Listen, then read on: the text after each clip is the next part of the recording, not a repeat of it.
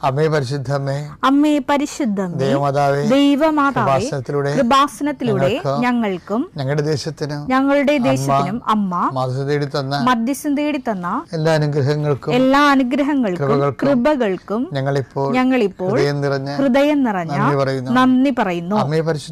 അമ്മേ പരിശുദ്ധമേ, ദൈവമാതാവേ, 2004 ഡിസംബർ 7-ാം തീയതി ഉച്ചകഴിഞ്ഞ് 2:30 കൃപാസനത്തിൽ സംഭവിച്ച അമ്മയുടെ പ്രത്യക്ഷപ്പെടലിനെ കുറിച്ച് തിരുസഭയ്ക്ക് സമർപ്പിച്ചിരിക്കുന്ന പഠനരേഖകളുടെ മേൽ സഭാത്മകമായ പഠനം ആരംഭിക്കുവാൻ ഞങ്ങൾ പ്രാർത്ഥിക്കുന്നു.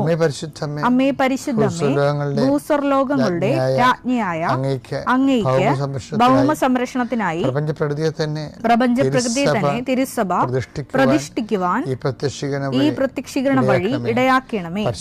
പരിശുദ്ധമ്മേ, ജപമാല മാതാവേ, സകല കൃപാസനം പ്രാർത്ഥനകളോടും ചേർത്ത് ഞങ്ങളിപ്പോൾ പ്രാർത്ഥിക്കുന്ന ഈ കുടുംബത്തിന്റെ പ്രത്യേക നിയോഗം.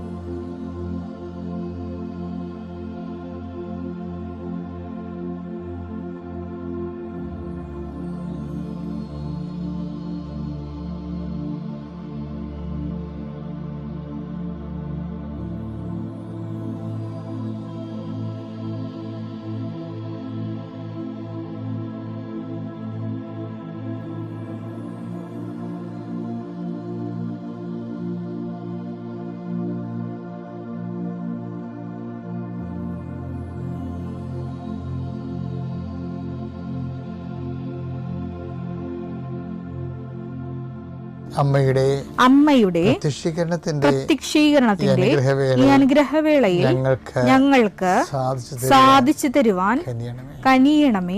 വിശ്വാസ പ്രമാണം. സർവശക്തനായ പിതാവും ആകാശത്തിന്റെയും ഭൂമിയുടെയും സൃഷ്ടാവുമായ ദൈവത്തിൽ ഞാൻ വിശ്വസിക്കുന്നു. അവിടുത്തെ ഏകപുത്രനും ഞങ്ങളുടെ കർത്താവുമായ ഈശോ മിശിഹായിലും ഞാൻ വിശ്വസിക്കുന്നു. ഈ പുത്രൻ പരിശുദ്ധാത്മാവിനാൽ ഗർഭസ്ഥനായി കന്യകാമറിയത്തിൽ നിന്ന് പിറന്ന് പൊന്തിയോസ് പീലാത്തോസിന്റെ കാലത്ത് പീഡകൾ സഹിച്ച് കുരിശിൽ തറയ്ക്കപ്പെട്ട് മരിച്ച് അടക്കപ്പെട്ട് പാതാളങ്ങളിൽ ഇറങ്ങി മരിച്ചവരുടെ ഇടയിൽ നിന്ന് 3-ാം നാൾ ഉയർത്ത് സ്വർഗത്തിലേക്ക് എഴുന്നള്ളി സർവശക്തിയുള്ള പിതാവായ ദൈവത്തിന്റെ വലതുഭാഗത്തിരിക്കുന്നു. അവിടെ നിന്ന് ജീവിക്കുന്നവരെയും മരിച്ചവരെയും വിധിക്കുവാൻ വരുമെന്നും ഞാൻ വിശ്വസിക്കുന്നു. പരിശുദ്ധാത്മാവിലും ഞാൻ വിശ്വസിക്കുന്നു. വിശുദ്ധ കത്തോലിക്കാ സഭയിലും പുണ്യവാന്മാരുടെ ഐക്യത്തിലും പാപങ്ങളുടെ മോചനത്തിലും ശരീരത്തിന്റെ ഉയർപ്പിലും നിത്യമായ ജീവിതത്തിലും ഞാൻ വിശ്വസിക്കുന്നു. ആമേൻ. സ്വർഗ്ഗസ്ഥനായ ഞങ്ങളുടെ പിതാവേ, അങ്ങയുടെ നാമം പൂജിതമാകണമേ. അങ്ങയുടെ രാജ്യം വരണമേ. അങ്ങയുടെ തിരുമനസ് സ്വർഗത്തിലെ പോലെ ഭൂമിയിലും ആകണമേ. അന്നു വേണ്ടുന്ന ആഹാരം ഇന്ന് ഞങ്ങൾക്ക് തരണമേ. ഞങ്ങളോട് തെറ്റ് ചെയ്യുന്നവരോട് ഞങ്ങൾ ക്ഷമിക്കുന്നത് പോലെ ഞങ്ങളുടെ തെറ്റുകൾ ഞങ്ങളോടും ക്ഷമിക്കണമേ. ഞങ്ങളെ പ്രലോഭനത്തിൽ ഉൾപ്പെടുത്തരുതേ, തിന്മയിൽ ഞങ്ങൾ രക്ഷിക്കണമേ. ആമേൻ. നന്മ നിറഞ്ഞ മറിയമേ, സ്വസ്തി. കർത്താവ് അങ്ങയുടെ കൂടെ സ്ത്രീകളിൽ അങ്ങ് അനുഗ്രഹിക്കപ്പെട്ടവളാകുന്നു. അങ്ങയുടെ ഉദരത്തിൻ ഫലമായി ഈശോ അനുഗ്രഹിക്കപ്പെട്ടവനാകുന്നു. പരിശുദ്ധ മറിയമേ, തമ്പുരാന്റെ അമ്മേ, പാപികളായ ഞങ്ങൾക്ക് വേണ്ടി ഇപ്പോഴും ഞങ്ങളുടെ മരണസമയത്തും തമ്പുരാനോട് അപേക്ഷിക്കണമേ. ആമേൻ. എൻ്റെ കർത്താവിൻ്റെ ഉന്നതമായ നാമത്തിൽ, സഭയുടെ അധികാരത്തിൽ, കുരിശിൻ്റെ അടയാളത്തിൽ, ദൈവത്തിൻ്റെ ശക്തിയാൽ ഞാൻ നിങ്ങളുടെ വീടിനെയും നീ ഇരിക്കുന്ന ഇടങ്ങളെയും നീ വർക്ക് ചെയ്യുന്ന ഇടങ്ങളെയും കർത്താവിൻ്റെ നാമത്തിൽ ആശീർവദിക്കുന്നു. ദൈവത്തിലെ നീയുമായി ബന്ധപ്പെട്ട് നീ നിൻ്റെ ജീവിതത്തിൽ ഇന്നത്തെ ജീവിതത്തിന് ആവശ്യമായ എല്ലാ സാധന സാമഗ്രികളെ, അത് ഫയലാകാം, പേപ്പറാകാം, വേറെ എന്ത് സംഭവമായ അത് കയ്യിലെടുത്തുകൊണ്ട് ആശീർവാദം മേടിക്കും. മക്കളെ, കർത്താവെ, കന്നുകാലി വളർത്തി ജീവിക്കുന്നവരുണ്ട്, കടകമ്പോളം ചെയ്ത് ജീവിക്കുന്നവരുണ്ട്, ബ്യൂട്ടി പാർലർ നടത്തി ജീവിക്കുന്നവരുണ്ട്, ഓരോരോ ചെറിയ ബിസിനസ് നടത്തിയിട്ട് ബേക്കറി നടത്തി ജീവിക്കുന്നവരുണ്ട്, ചെറുകിട വ്യവസായങ്ങൾ. കർത്താവെ, അവരുടെ ജീവിക്കാനുള്ള മാർഗം പോലും അല്ലെങ്കിൽ കിട്ടാത്ത അവസ്ഥയിൽ സങ്കടപ്പെട്ട് കണ്ണീരോടെ കട തുറക്കുകയും കണ്ണീരോടെ പൂട്ടുകയും ചെയ്യുന്നവരുണ്ട്. ഈശോയെ, അവരെ ഞാൻ അങ്ങയുടെ തിരുസഭയെ ഏൽപ്പിക്കുന്നു. അവർക്ക് അതുകൊണ്ട് ജീവിക്കാൻ പറ്റത്തില്ലെങ്കിൽ ദൈവമേ, അവർക്ക് ജീവിക്കാൻ പറ്റുന്ന ഒരു ഇടം, ഒരു സ്ഥലം, ഒരു സംരംഭം അവർ കാണിച്ചു കൊടുക്കാൻ പരിശുദ്ധമ്മ കനാല കല്യാണത്തിൽ ചെന്നിട്ട് അവർക്ക് വീഞ്ഞില്ലെന്ന് പറഞ്ഞുകൊണ്ട് കർത്താവിന് ആ വിഷയത്തിലേക്ക് കൊണ്ടുവന്ന പരിശുദ്ധമ്മ, അധികാരമുള്ള അമ്മ, നിന്നെ അനുഗ്രഹിക്കുകയും നിനക്ക് ജീവിക്കാൻ, നിനക്കും മക്കൾക്ക് ജീവിക്കാൻ പുതിയൊരു ഇടം നൽകുകയും ചെയ്യട്ടെ. കേസ് അകപ്പെട്ടിരിക്കുന്നവരെ, കള്ളക്കേസ് അകപ്പെട്ടിരിക്കുന്നവരെ, അതുപോലെ തന്നെ വാക്ക് തർക്കങ്ങളിൽ പെട്ടിരിക്കുന്നവരെ, അതുപോലെ ഭീഷണിക്ക് പെട്ടിരിക്കുന്നവരെ, അതുപോലെ അതിർത്തി തർക്കങ്ങളുള്ളവരെ, അതുപോലെ കേസ് കടലിൽ അനുകൂലമായി വിധിക്ക് വേണ്ടി പ്രാർത്ഥിക്കുന്നവരെ, ഇങ്ങനെ ഓരോരോ കാര്യങ്ങൾക്ക് വേണ്ടി, അതുപോലെ പരീക്ഷയുടെ ടെസ്റ്റിന് റീടെസ്റ്റിന് കൊടുത്തിരിക്കുന്നവരെ, അതുപോലെ തന്നെ ഓരോ വിഷയങ്ങൾക്ക് വേണ്ടി അനുകൂലമായ തീരുമാനങ്ങൾക്ക് വേണ്ടി കാത്തിരിക്കുന്നവരെ, അവരെ കർത്താവിൻ്റെ തിരുസന്നിധിയിൽ സമർപ്പിച്ച് പ്രാർത്ഥിക്കുന്നു.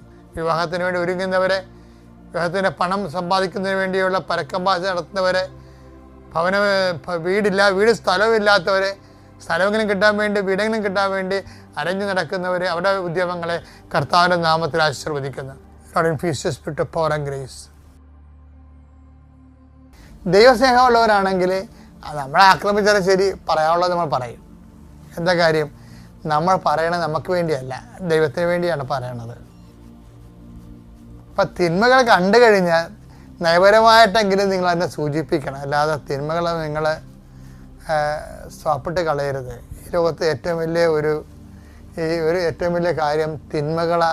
ഇപ്പം കഴിഞ്ഞ ദിവസങ്ങളിൽ ഒരു ബിഗ് ബോസ് എന്തോ ഒരു പ്രോഗ്രാം ഇല്ലായിരുന്നോ? അപ്പോൾ ഒരു സ്ത്രീ അവിടെ നിന്നും പറഞ്ഞു, ഗേ സെക്സിനെ ഞങ്ങൾ വീട്ടിൽ പോലും കയറ്റത്തില്ലെന്ന് പറഞ്ഞു, അല്ലേ? അപ്പോൾ ഉടനെ അവിടെ നിന്നിരിക്കുന്ന ഒരു സിനിമാ നടൻ എന്നാ പറഞ്ഞത്, അങ്ങനെയൊന്നും പറയരുത്, നമ്മൾ ടോളറൻസ് ഉണ്ടാവണം നമുക്ക്, അല്ലേ? ഞാനാണെങ്കിൽ അവരെ വീട്ടിൽ കയറ്റുമെന്ന് പറഞ്ഞു. അപ്പോൾ ഉടനെ കൈയടിച്ചെല്ലാവരും, അല്ലേ? അതാണ് സമൂഹം. അതാണ്. അതായത് പ്രകൃതി വിരുദ്ധമായൊരു കാര്യമാണ്. പ്രകൃതിക്കൊരു നിയമമുണ്ട്, ആ നിയമം എങ്കിലും പാലിക്കാൻ മനുഷ്യൻ ബാധ്യസ്ഥനാണ്, എങ്കിലും പാലിക്കാൻ. അപ്പോൾ അതിനേക്കാൾ താഴേക്ക് പോകുമ്പോൾ പ്രകൃതി വിരുദ്ധം മാത്രമല്ല, മനുഷ്യത്വരഹിതം കൂടിയായിട്ട് വരും അത്. പക്ഷേ എന്നാ പ്രശ്നം എന്ന് വെച്ച് കഴിഞ്ഞാൽ, അങ്ങനെ തിന്മകളെ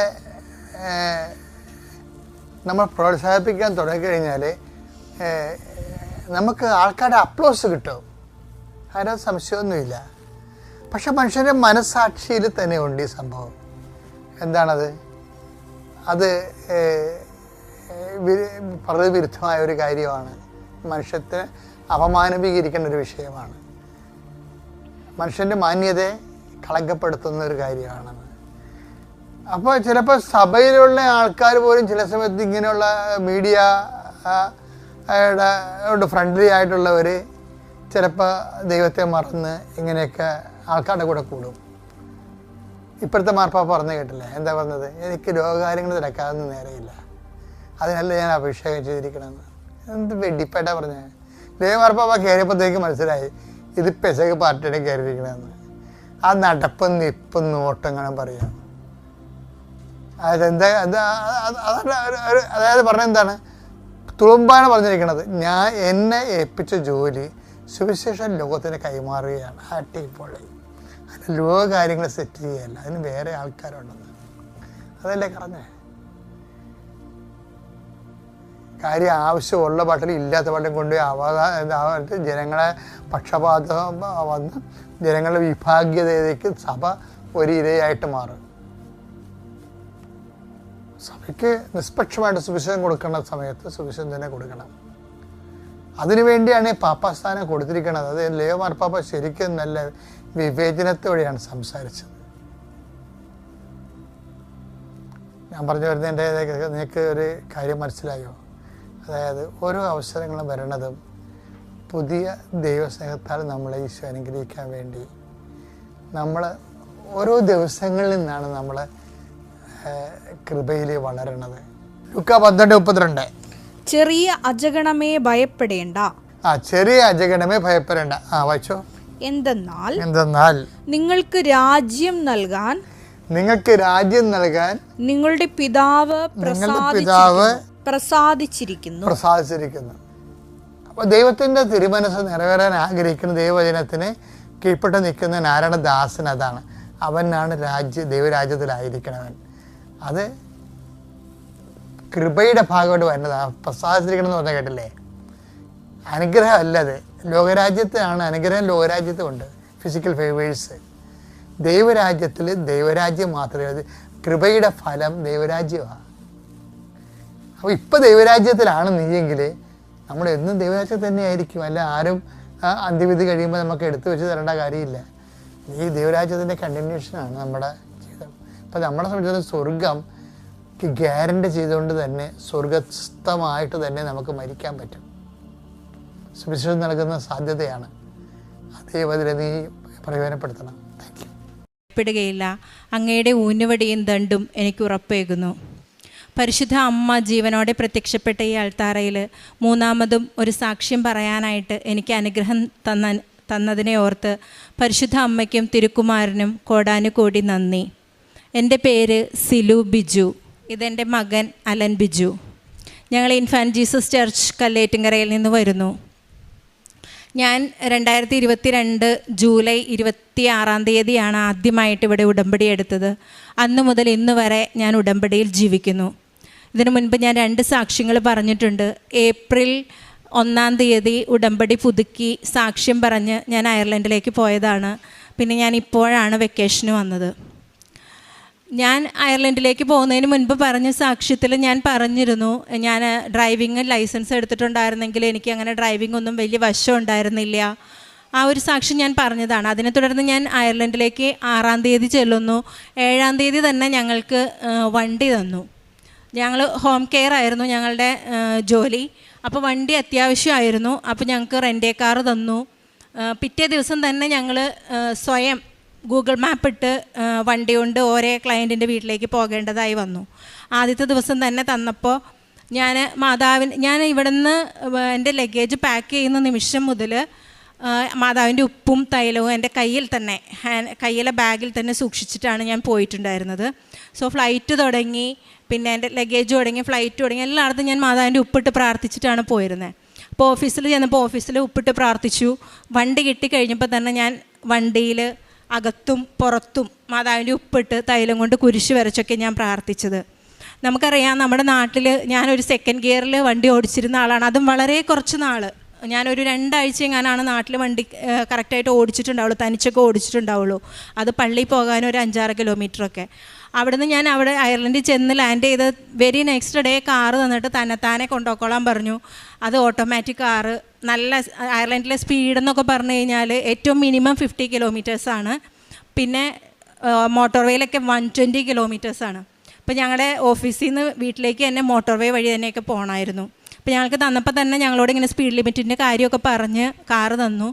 അന്ന് മുതൽ ഇന്ന് വരെ ഞാൻ മാതാവിൻ്റെ അടുത്ത് കാറിലേക്ക് കയറുമ്പോൾ ഞാൻ പറയും, അമ്മേ നിൻ്റെ മടിയിൽ എന്നെ ഇരുത്തണം, പിന്നെ ഈശോ എൻ്റെ മടിയിലിരിക്കണം. സ്റ്റിയറിങ്ങും ബ്രേക്കും എൻ്റെ ആക്സിലറേറ്ററും ഈശോ കൺട്രോൾ ചെയ്തോളണം. കാരണം എനിക്കൊന്നും അറിയില്ല, വഴികളറിയില്ല, സ്പീഡ് ലിമിറ്റ് അറിയില്ല, ഇവിടുത്തെ റൂൾസ് അറിയില്ല. അപ്പം നിങ്ങൾ എന്നെ കൺട്രോൾ ചെയ്യുക. ഞാൻ ഒന്നെങ്കിൽ വിശുദ്ധ കുർബാന കൂടുക, ഇല്ലെങ്കിൽ സാക്ഷ്യങ്ങൾ കേൾക്കുക. ഞാൻ എൻ്റെ മൊബൈൽ ഇതിൽ നമ്മുടെ സെറ്റിൽ കണക്ട് ചെയ്തിട്ട് ഞാൻ പ്രാർത്ഥിച്ചുകൊണ്ടിരിക്കും. മാതാവ് ഈശോയും വണ്ടി ഓടിക്കും. ഇന്ന് വരെ ആക്സിഡൻറ്റ് കാര്യങ്ങളൊന്നും ഇല്ലാതെ വളരെ സമാധാനമായിട്ട് ഞാനിപ്പോൾ 5 മാസം കഴിഞ്ഞു. ഞാൻ ലീവിന് വരുമ്പോൾ എനിക്ക് വണ്ടി ഓടിക്കാനും എൻ്റെ ജോലി വളരെ കൃത്യമായിട്ട്, അവർ നമുക്ക് 40 hours പെർ വീക്കാണ് പറയുന്നതെങ്കിലും സംടൈംസ് 55-60 hours വരെ ചില വീക്സിൽ ഞങ്ങൾ ചെയ്ത ആഴ്ചകളുണ്ടായിരുന്നു. അങ്ങനെ ജോലി വളരെ കൃത്യമായിട്ട് ചെയ്യാനായിട്ട് അമ്മ മാതാവ് അമ്മയുടെ ഈ വെഞ്ചരിച്ച വസ്തുക്കളൊക്കെ ഞാൻ ഉപയോഗിച്ചതുകൊണ്ട് എന്നെ സഹായിച്ചു. അമ്മയുടെ സാന്നിധ്യം, ഞാൻ ഓരോ ദിവസവും കുരിശ് വരച്ച് വീട്ടിൽ നിന്ന് പുറത്തേക്ക് ഇറങ്ങുമ്പോൾ ഞാൻ അമ്മയോട് പറയും, ഇവിടെ നിന്ന് അമ്മ എൻ്റെ കൂടെ അയർലൻഡിലുണ്ട് എന്ന് എനിക്ക് കാണിച്ചു തരണം. അപ്പോൾ എനിക്ക് ഓരോ സാഹചര്യത്തിലും മഴവില്ലായിട്ടും സുഗന്ധാഭിഷേകമായിട്ടൊക്കെ പല പ്രാവശ്യം അമ്മയുടെ സാന്നിധ്യം എനിക്ക് അനുഭവപ്പെട്ടിട്ടുണ്ട്. പിന്നെ ഞാൻ എനിക്ക് അവിടെ ഈ 3 മാസത്തിന് ആകുന്നതിന് മുൻപ് തന്നെ അയർലൻഡിലെ ഡ്രൈവിംഗ് ടെസ്റ്റൊക്കെ അയർലൻഡിൽ പോയേക്കണവർക്കൊക്കെ അറിയായിരിക്കും, വളരെ ടഫാണ്. നമുക്ക് എന്താ പറയുക, വർഷങ്ങളെടുത്ത് പഠിച്ചാൽ പോലും അയർലൻഡിലെ ടെസ്റ്റൊക്കെ കിട്ടാനായിട്ട് ഭയങ്കര പാടാണ്. എനിക്ക് 3 മാസം കഴിയുന്നതിന് മുൻപ് എനിക്ക് ലേണേഴ്സ് കിട്ടി. ഞാനപ്പോൾ ലേണേഴ്സിന് എക്സാമിന് പോകുന്ന സമയത്ത് അമ്മയുടെ സാന്നിധ്യം എനിക്ക് കാണിച്ചു തരണമെന്ന് ഞാൻ പ്രാർത്ഥിച്ചിരുന്നു. അവിടെ ചെന്നപ്പോൾ അമ്മയുടെ ഈ നമുക്ക് സിൽവർ ഗ്രേ കളറിലെ ഡ്രസ്സ് ഇട്ട ഒരു ലേഡി ആയിരുന്നു അവിടെ ഉണ്ടായിരുന്നത്. ഞാൻ മാതാവിൻ്റെ ഒരു ചെറിയ കൊന്ത എൻ്റെ കയ്യിലുണ്ടായിരുന്നു, ഉപ്പ് എൻ്റെ പോക്കറ്റിലുണ്ടായിരുന്നു. ഞാൻ അവരോട് നേരിട്ട്, അവിടെ നമുക്ക് അകത്തേക്ക് ഒന്നും കയറ്റാൻ പറ്റില്ല, നമ്മളുടെ ഫുള്ള് ചെക്കപ്പ്, ബോഡി ചെക്കപ്പൊക്കെ കഴിഞ്ഞിട്ട് തലയിൽ ക്ലിപ്പ് വരെ വെക്കാൻ പറ്റത്തില്ല. അപ്പോൾ എല്ലാം കഴിഞ്ഞിട്ടാണ് കയറ്റുന്നത്. അപ്പോൾ ഞാൻ അവരോട് തന്നെ നേരിട്ട് ചോദിച്ചു, ഇത് ഹെയിൽ മേരിയുടെ ഒരു ചെറിയ റോസറിയാണ്, എൻ്റെ ഫുൾ സ്ട്രെങ്ത്ത് എൻ്റെ മാതാവാണ്, സോ ഞാൻ ഇതൊന്ന് അകത്തേക്ക് കൊണ്ടുപോക്കോട്ടെ എന്ന് അവരോട് നേരിട്ട് ചോദിച്ചു. അവരെന്നെ വന്ന് ഹഗ് ചെയ്തിട്ട് അവരെന്നോട് പറഞ്ഞു, നീ വളരെ സ്വീറ്റാണ്, കാരണം ഹെയിൽ മേരിയെ ഞങ്ങൾക്ക് എല്ലാവർക്കും ഭയങ്കര ഇഷ്ടമാണ്, നീ അവളുടെ. അപ്പം ഞാൻ എൻ്റെ കഴുത്തിൽ ഇത് കണ്ടപ്പോഴേ അവരെന്നോട് ചോദിച്ചിരുന്നു, നീ മാതാവിനോട് ഭക്തിയാണോ എന്ന് ചോദിച്ചിരുന്നു. അപ്പം ഞാൻ പറഞ്ഞു, അതെ, ഞാനൊരു മരിയൻ മിഷണറി ആണ് എന്ന് പറഞ്ഞിരുന്നു. അപ്പോൾ അവർ പറഞ്ഞു അവർക്ക് ഭയങ്കര സന്തോഷമായി. അവരെന്നെ അത് അകത്തേക്ക് കയറ്റാൻ സമ്മതിച്ചു. ഞാൻ കമ്പ്യൂട്ടറിലും മൗസിലെല്ലാം കുരിശിട്ട് പ്രാർത്ഥിച്ച് ഓരോ ക്വസ്റ്റ്യൻ കഴിയുമ്പോഴും എൻ്റെ അമ്മ എൻ്റെ ആശ്രയമേ എന്ന് പറഞ്ഞിട്ട് അടുത്ത ക്വസ്റ്റ്യനിലേക്ക് പോയി. അങ്ങനെ എനിക്ക് അത് ക്ലിയർ ചെയ്യാൻ സാധിച്ചു. എനിക്ക് ലേണേഴ്സ് കിട്ടി. ഇനി അതിന് 2 വർഷത്തെ വാലിഡിറ്റി ഉണ്ട്. ഞങ്ങൾ പോയത് ഇൻ്റർനാഷണൽ ലൈസൻസിലാണ്, അത് നമുക്ക് 1 ഇയറേ ഓടിക്കാൻ പറ്റത്തുള്ളൂ. അപ്പോൾ ഇപ്പോൾ കിട്ടിയേക്കുന്ന ലേണേഴ്സിന് 2 വർഷത്തെ വാലിഡിറ്റി ഉണ്ട്. അതിനുള്ളിൽ നമുക്ക് അടുത്ത ടെസ്റ്റ് എഴുതിയെടുത്താൽ മതി. ഞാൻ ടെസ്റ്റിൻ്റെ കാര്യങ്ങളെല്ലാം ഫോർവേഡ് ചെയ്തിട്ടാണ് വന്നേക്കുന്നത്. ഇനി ചെന്ന് കഴിഞ്ഞ് എനിക്ക് ടെസ്റ്റ് എഴുതാം. അങ്ങനെ പിന്നെ ഞാൻ നിങ്ങളോട് ആദ്യമേ പറഞ്ഞു, ഞാൻ ഏപ്രിലാണ് പോയത്. ഒരു 3 മാസം കഴിഞ്ഞ് ലേണേഴ്സ് കിട്ടിയപ്പോൾ തന്നെ എനിക്കൊരു കാർ എടുക്കാൻ സാധിച്ചു. ഒരിക്കലും അയർലൻഡിലൊക്കെ ജോലിക്ക് പോയി, അതും ഹോം കെയറിൽ, നമുക്ക് അത്ര വലിയ, നമ്മൾക്ക് സാലറി ഇല്ലായികയില്ല, പക്ഷേ അതിനേക്കാൾ കൂടുതൽ എക്സ്പെൻസ് ഉണ്ട്. അപ്പോൾ ഈ വണ്ടിയൊക്കെ ആണെങ്കിലും വാടകയ്ക്കൊക്കെ ആയിരുന്നു. അപ്പോൾ ഞാൻ എൻ്റെ മനസ്സിൽ മാതാവിനോട് പറഞ്ഞു, സ്വന്തമായിട്ടൊരു കാറുണ്ടെങ്കിൽ ഈ വാടക വെറുതെ കൊടുത്തു പോകുന്നത് നമുക്ക് നഷ്ടം വരില്ലല്ലോ, ഒരു അസറ്റ് ആവുമല്ലോ, നമ്മൾ ലോണാണെങ്കിൽ അടയ്ക്കുകയാണെങ്കിൽ അത് നമ്മുടെ അസറ്റ് ആവുമല്ലോ. അങ്ങനെ പ്രാർത്ഥിച്ചു. എന്നും ഞാൻ അച്ഛൻ്റെ ഡെയിലി ബ്രെഡ് കൂടുമ്പോൾ ഞാൻ കുഞ്ഞുങ്ങളുടെ എൻ്റെ എല്ലാ പേപ്പറുകളും ഒരു ഫയലിൻ്റെ അകത്ത് വെച്ചിട്ട്, പിള്ളേരുടെ പേപ്പറാണ്, ഹസ്ബൻഡിൻ്റെ ഡോക്യുമെൻറ്റ്സാണ്, എൻ്റെ ഡോക്യുമെൻറ്റ്സാണ്, അങ്ങനെ മാതാവിനോട് പറഞ്ഞ് മാതാവിൻ്റെ സന്നിധിയിൽ വെച്ചിട്ടാണ് ഞാൻ ഡെയിലി ബ്രെഡ് കൂടാനായിട്ടിരിക്കുന്നത്. അപ്പം ഞാൻ അച്ഛൻ പ്രാർത്ഥിക്കുമ്പോൾ ഞാനത് ഉയർത്തിപ്പിടിച്ച് പ്രാർത്ഥിക്കും. ഞാൻ എവിടെയൊക്കെ കടന്നു പോകുന്നു അവിടെയൊക്കെ നിൻ്റെ സാന്നിധ്യം, എൻ്റെ കുടുംബം എവിടെയെല്ലാം കടന്നു പോകുന്നു അവിടെയൊക്കെ നിൻ്റെ സാന്നിധ്യം ഉണ്ടാകണം എന്ന് പറഞ്ഞ് ഞാൻ പ്രാർത്ഥിക്കും. തൈലം എടുത്ത ആ ഡോക്യുമെൻറ്റ്സിലും എൻ്റെ പാസ്പോർട്ടിലും എൻ്റെ ബാങ്ക് അക്കൗണ്ടിലെല്ലാം ഞാനിങ്ങനെ, എൻ്റെ ബാങ്കിൻ്റെ പാസ്ബുക്കിലെല്ലാം ഞാൻ കുരിശ് വരച്ച് പ്രാർത്ഥിച്ചിട്ടാണ് ആ ഫയൽ മാതാവിൻ്റെ മുൻപിൽ വെക്കാറ്. അപ്പോൾ എനിക്ക് ഈ ഒരു 5 മാസത്തിനുള്ളിൽ എനിക്കൊരു കാർ എടുക്കാൻ സാധിച്ചു. ഇപ്പം ഞാൻ സ്വന്തം കാറിൽ സ്വന്തമായിട്ട് ഞാൻ ഡ്രൈവ് ചെയ്ത്, മീൻസ് മാതാവിൻ്റെ സാന്നിധ്യത്തിൽ ഞാൻ ഡ്രൈവ് ചെയ്ത് അപകടങ്ങളില്ലാതെ എനിക്ക് ജോലിക്ക് പോകാൻ പറ്റുന്നുണ്ട്. അതാണ് എൻ്റെ ഏറ്റവും വലിയ സാക്ഷ്യം. പിന്നെ എൻ്റെ മോൻ്റെ കാര്യം ഞാൻ പറഞ്ഞു, ഞാൻ ആദ്യം ഉടമ്പടിയിൽ വെച്ചപ്പോൾ തന്നെ എൻ്റെ മക്കളെയും കുടുംബത്തെയും ഞാൻ മാതാവിന് സമർപ്പിച്ചിരുന്നതാണ്. പക്ഷേ ഇന്ന് വരെ അവൻ എൻ്റെ കൂടെ, ഞാൻ പല പ്രാവശ്യം ഉടമ്പടി പുതുക്കി, ഇതെൻ്റെ 10ാമത്തെ പുതുക്കലാണ്. പക്ഷേ എനിക്ക് അവരെയും കൊണ്ട് വരാനായിട്ട് ഒരു സാഹചര്യം, ബുദ്ധിമുട്ടുകൾ ഉണ്ടായിരുന്നു. അപ്പോൾ എനിക്ക് കുട്ടികൾക്ക് കിട്ടിയ അനുഗ്രഹങ്ങൾ എനിക്ക് സാക്ഷ്യപ്പെടുത്താൻ പറ്റിയിട്ടില്ല. ഞാൻ 2 പ്രാവശ്യം സാക്ഷ്യം പറഞ്ഞെങ്കിലും എനിക്ക് അവരുടെ അനുഗ്രഹങ്ങൾ പറയാൻ പറ്റിയിട്ടില്ലായിരുന്നു. അവൻ 10th പഠിക്കുമ്പോൾ മോഡൽ എക്സാം വരെയൊക്കെ അവൻ നല്ലോണം പഠിക്കുന്ന കുട്ടിയാണ്. പക്ഷേ എക്സാമൊക്കെ വരുമ്പോൾ അവന് ഭയങ്കര ടെൻഷൻ. അപ്പോൾ മോഡൽ എക്സാമിന് നല്ലോണം മാർക്ക് കുറവായിരുന്നു, 52% ഒക്കെ ഉണ്ടായിരുന്നുള്ളൂ. അപ്പോൾ അവന് ഭയങ്കര ടെൻഷനായി. അവൻ എന്നെ വിളിച്ചു, ഞങ്ങൾ സംസാരിച്ചു. അപ്പോൾ അവൻ പറഞ്ഞു, അമ്മ വരണം, അമ്മ പ്രാർത്ഥിച്ചിട്ട് ഞാൻ ജോലിക്ക്. അപ്പോൾ ഞാൻ എറണാകുളത്ത് ജോലി ചെയ്യുന്ന സമയമാണ്. അപ്പോൾ ഞാൻ ജോലി റിസൈൻ ചെയ്ത് ചെന്നു. ഞാനിതുപോലെ മാതാവിൻ്റെ അടുത്ത് ഉടമ്പടി വെച്ചിട്ടുണ്ട്, പ്രാർത്ഥിക്കാം. അങ്ങനെ അവൻ അന്ന് തുടങ്ങിയിട്ട് മാതാവിൻ്റെ കാശുരൂപം വെച്ചിട്ട്, മാതാവിൻ്റെ ചെറിയൊരു ഫോട്ടോ വെച്ചിട്ട് പ്രാർത്ഥിക്കാൻ തുടങ്ങി. അവൻ വെന്തിങ്ങ ധരിക്കും സ്ഥിരമായിട്ട്, മക്കൾ 2ആളും വെന്തിങ്ങ ഇടും. വെന്തിങ്ങയിൽ മാതാവിൻ്റെ കാശുരൂപം ഇട്ട് കൊടുത്തു. എക്സാമിന് പോകുമ്പോൾ മാതാവിൻ്റെ തൈലം കൊണ്ട് കുരിശ് വരച്ച് പ്രാർത്ഥിച്ച് രാവിലത്തെ പ്രാർത്ഥന ഞങ്ങൾ ഒരുമിച്ച് ചൊല്ലി. അങ്ങനെയൊക്കെ എക്സാമിന് പോയി. അവന് ടോപ്പ് 5 ഒരാളാവാൻ പറ്റി. 91.5% മാർക്കുണ്ടായിരുന്നു 10th. അതുപോലെ തന്നെ 12th ആയപ്പോഴും, 12th ഫൈനൽ എക്സാമിൻ്റെ സമയത്തും അവന് ഇച്ചിരി ടെൻഷനൊക്കെ ആയിരുന്നു, കാരണം മാത്സ് അവന് ഭയങ്കര ടഫാണ്. ഇതുപോലെ തന്നെ ഞാനിവിടെ വന്ന് ഉടമ്പടിയിൽ വെച്ച് പ്രാർത്ഥിച്ചു. അവന് സ്കൂൾ ടോപ്പറായിരുന്നു അവൻ 12th. അങ്ങനെ അവൻ്റെ 2 എക്സാംസിനും അവന് നല്ല മാർക്കോട് കൂടി എക്സാം പാസ്സാകാനായിട്ട് മാതാവ് അനുഗ്രഹിച്ചു. അന്നും അവർ കാശുരൂപം കയ്യിൽ പിടിച്ച് അങ്ങനെ പോയാണ് അവർ എക്സാം എഴുതിയത്. ഞാൻ അവരുടെ പോക്കറ്റിൽ ഉപ്പിട്ട് കൊടുക്കും. ആ ഉപ്പ് അവർ കൊണ്ടുപോയി എക്സാം എഴുതുന്നതിന് മുൻപ് ക്വസ്റ്റ്യൻ പേപ്പറിൽ കുരിശ് വരച്ച് പ്രാർത്ഥിക്കണം എന്ന് പറയും. അങ്ങനെ പ്രാർത്ഥിച്ച് വിശ്വാസ പ്രമാണം ചൊല്ലും. എന്നിട്ടാണ് അവർ എക്സാം എഴുതാനിരിക്കുന്നത്. മോളാണെങ്കിലും മോനാണെങ്കിലും ഇപ്പോൾ അവർക്ക് വിശുദ്ധിയിൽ വളരാനും പ്രാർത്ഥിക്കാനും പഠിക്കാനും ഒക്കെ അവർക്ക് സാധിക്കുന്നുണ്ട്. അതിനിടയ്ക്ക് അവൻ 12th പഠിക്കുന്ന സമയത്ത് നമ്മുടെ JEE എക്സാമിന് കൊടുക്കേണ്ട സമയമായപ്പം അവന് കൊടുക്കണം എന്നൊരാഗ്രഹം ഉണ്ടായിരുന്നു. അപ്പോൾ അവൻ്റെ സർട്ടിഫിക്കറ്റ് കാണാതെ പോയി. ആക്ച്വലി അവൻ്റെ അംബിഷൻ എന്ന് പറഞ്ഞാൽ അവനൊരു സയൻറ്റിസ്റ്റ് ആവണമെന്നാണ്. പക്ഷേ അവന് അതിനുള്ളൊരു ഓപ്പർച്യൂണിറ്റി എന്താണെന്ന് ഞങ്ങൾക്കൊന്നും അത്ര അധികം എഡ്യൂക്കേഷനൊന്നും ഇല്ലാത്തതുകൊണ്ട് ഏത് ലെവലിൽ പോയാലും അങ്ങോട്ട് എത്താൻ പറ്റുന്നൊന്നും ഞങ്ങൾക്ക് അറിയില്ലായിരുന്നു. അപ്പം ഞങ്ങൾ പറഞ്ഞു കൊടുത്തത് എൻജിനീയറിംഗ് എടുക്കാൻ തന്നെയാണ് പറഞ്ഞു കൊടുത്തത്. അപ്പോൾ അതുകൊണ്ട് അവൻ അതിന് വേണ്ടി കൊടുക്കാൻ നോക്കുമ്പോൾ അവൻ്റെ 10th സർട്ടിഫിക്കറ്റ്സ് കാണാനില്ല. അത് ഞങ്ങളുടെ വീടിൻ്റെ റിനോവേഷൻ നടക്കുന്ന സമയത്ത് അവർ തന്നെയാണ് സർട്ടിഫിക്കറ്റ് അലമാരിയിൽ നിന്ന് എടുത്ത സാധനങ്ങളെല്ലാം ഡോക്യുമെൻറ്റ്സ് എല്ലാം സൂക്ഷിച്ചു വെച്ചതൊക്കെ. പക്ഷെ തിരിച്ച് 2 ദിവസം മുൻപ് വരെ അവൻ സർട്ടിഫിക്കറ്റ് എടുത്ത്, കാരണം അവന് മാർക്കുള്ളതുകൊണ്ട് അവൻ ഇടയ്ക്ക് അതിൽ നോക്കിയിട്ട് ഓക്കെ എനിക്ക് മാർക്ക് കിട്ടിയിരുന്നു, എനിക്ക് പഠിച്ചാൽ കിട്ടും, മാതാവ് എന്നെ അനുഗ്രഹിക്കും, അങ്ങനെയൊക്കെ അവനിരുന്ന് പറയാറുണ്ട്. അങ്ങനെ 2 ദിവസം മുമ്പ് അവനിരുന്ന് പറയുന്നത് ഞങ്ങൾ കണ്ടതാണ്. പിന്നെ അത് കഴിഞ്ഞ് എക്സാമിന് കൊടുക്കേണ്ട സമയത്ത് അക്ഷയയിൽ കൊടുക്കാമെന്ന് പറഞ്ഞാൽ അവർ സർട്ടിഫിക്കറ്റ് കാണുന്നില്ല. പിന്നെ ടെൻഷനായി. എല്ലാവരും ഒരു 10-15 ദിവസം ഞങ്ങൾ 4 പേരും ആ വീടെല്ലാം പരിശോധിച്ചു, ഞങ്ങൾക്ക് കിട്ടിയില്ല. അവസാനം ഒരു ദിവസം ഇവരുടെ സ്കൂളിൽ നിന്ന് സിസ്റ്റർ വിളിച്ച് പറയുവാണ്, എന്തായാലും ഈ JEE എഴുതാൻ അവന് പറ്റിയില്ല, അപ്പോൾ നമുക്കൊരു കാര്യം ചെയ്യാം, നീറ്റിന് വരുന്നതിന് മുൻപ് ഡ്യൂപ്ലിക്കേറ്റിന് അപ്ലൈ ചെയ്യാം. അപ്പോൾ ഞാൻ പ്രിൻസിപ്പലിനോട് പറഞ്ഞു, ഞാനൊന്ന് പ്രാർത്ഥിക്കട്ടെ, ഞാനൊന്ന് മാതാവിനോട് ഒരു ഡേറ്റ് ഇട്ടൊന്ന് പ്രാർത്ഥിക്കട്ടെ, അത് കഴിഞ്ഞിട്ട് ഞാൻ സിസ്റ്ററിനോട് പറയാം, ഞാൻ സിസ്റ്ററിനെ വിളിക്കാം, ഡ്യൂപ്ലിക്കേറ്റിന് അപേക്ഷിക്കുന്നതിന് മുൻപ് ഞാൻ വിളിക്കാം, എന്നിട്ട് അപേക്ഷിച്ചാൽ മതി, ഇപ്പോൾ വേണ്ട. അപ്പോൾ എന്നോട് പറഞ്ഞു, മോളെ അവൻ്റെ അടുത്ത ചാൻസും കൂടി നഷ്ടപ്പെടും. ഞാൻ പറഞ്ഞു, സാരമില്ല, എന്തായാലും മാതാവ് അറിയാതെ ഒന്നും സംഭവിക്കില്ല, അപ്പോൾ ഞാനൊന്നും കൂടെ ഒന്ന് പ്രാർത്ഥിച്ചിട്ട് ഞാൻ പറയാം സിസ്റ്ററിനോട്, എന്നിട്ട് അപ്ലൈ ചെയ്താൽ മതി. എന്നിട്ട് ഞാൻ അവനോട് പറഞ്ഞു, എടാ നീയും പ്രാർത്ഥിക്കണം. അവൻ സ്കൂളിൽ പോവാണ്. അമ്മ ഇന്ന് 11:30, അതായത് അന്നൊരു ട്യൂസ്ഡേ നമ്മുടെ ധ്യാനം നടക്കുന്ന ദിവസമാണ്. 11:30 ധ്യാനം തുടങ്ങും. അപ്പോൾ ഞാൻ അവനോട് പറയാം, എനിക്കാണെങ്കിൽ 11:30 ഡ്യൂട്ടിക്ക് ഇറങ്ങിയാലാണ് അന്നൊരു ക്ലാസ് ഉണ്ട് 12 മണിക്ക്, അപ്പോൾ എനിക്ക് അതിന് കയറാൻ പറ്റത്തുള്ളൂ. അതിൻ്റെ പ്രസൻറ്റേഷനായിരുന്നു. അപ്പോൾ ഞാൻ അവനോട് പറയാം, 11:30 വരെ അമ്മ പ്രാർത്ഥിക്കും, അത് കഴിഞ്ഞ് സിസ്റ്ററിനെ വിളിച്ച് ഓൺ ദ വേയിൽ സിസ്റ്ററിനെ വിളിച്ച് ഡ്യൂപ്ലിക്കേറ്റിന് അപ്ലൈ ചെയ്യാനായിട്ട് പറഞ്ഞിട്ട് അമ്മ പോകും. സോ നീയും പ്രാർത്ഥിക്കും, നമുക്ക് മാതാവിനോട് ഡേറ്റും ടൈമും ഇട്ട് പ്രാർത്ഥിക്കാമെന്ന് പറഞ്ഞു.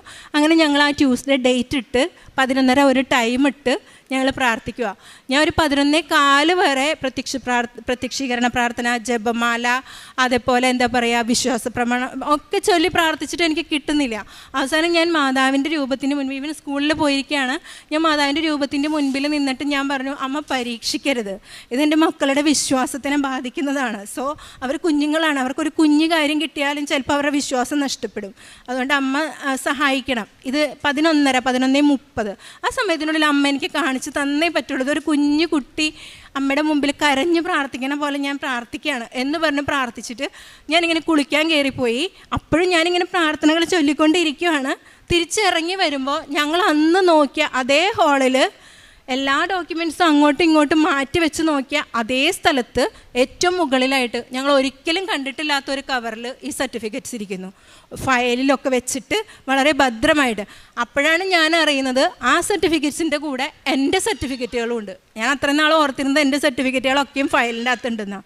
പക്ഷേ ഇത് എൻ്റെ സർട്ടിഫിക്കറ്റ് എല്ലാം ആയിട്ട് അങ്ങനെ ഒരു ഫയൽ അവിടെ ഇരിക്കുന്നു.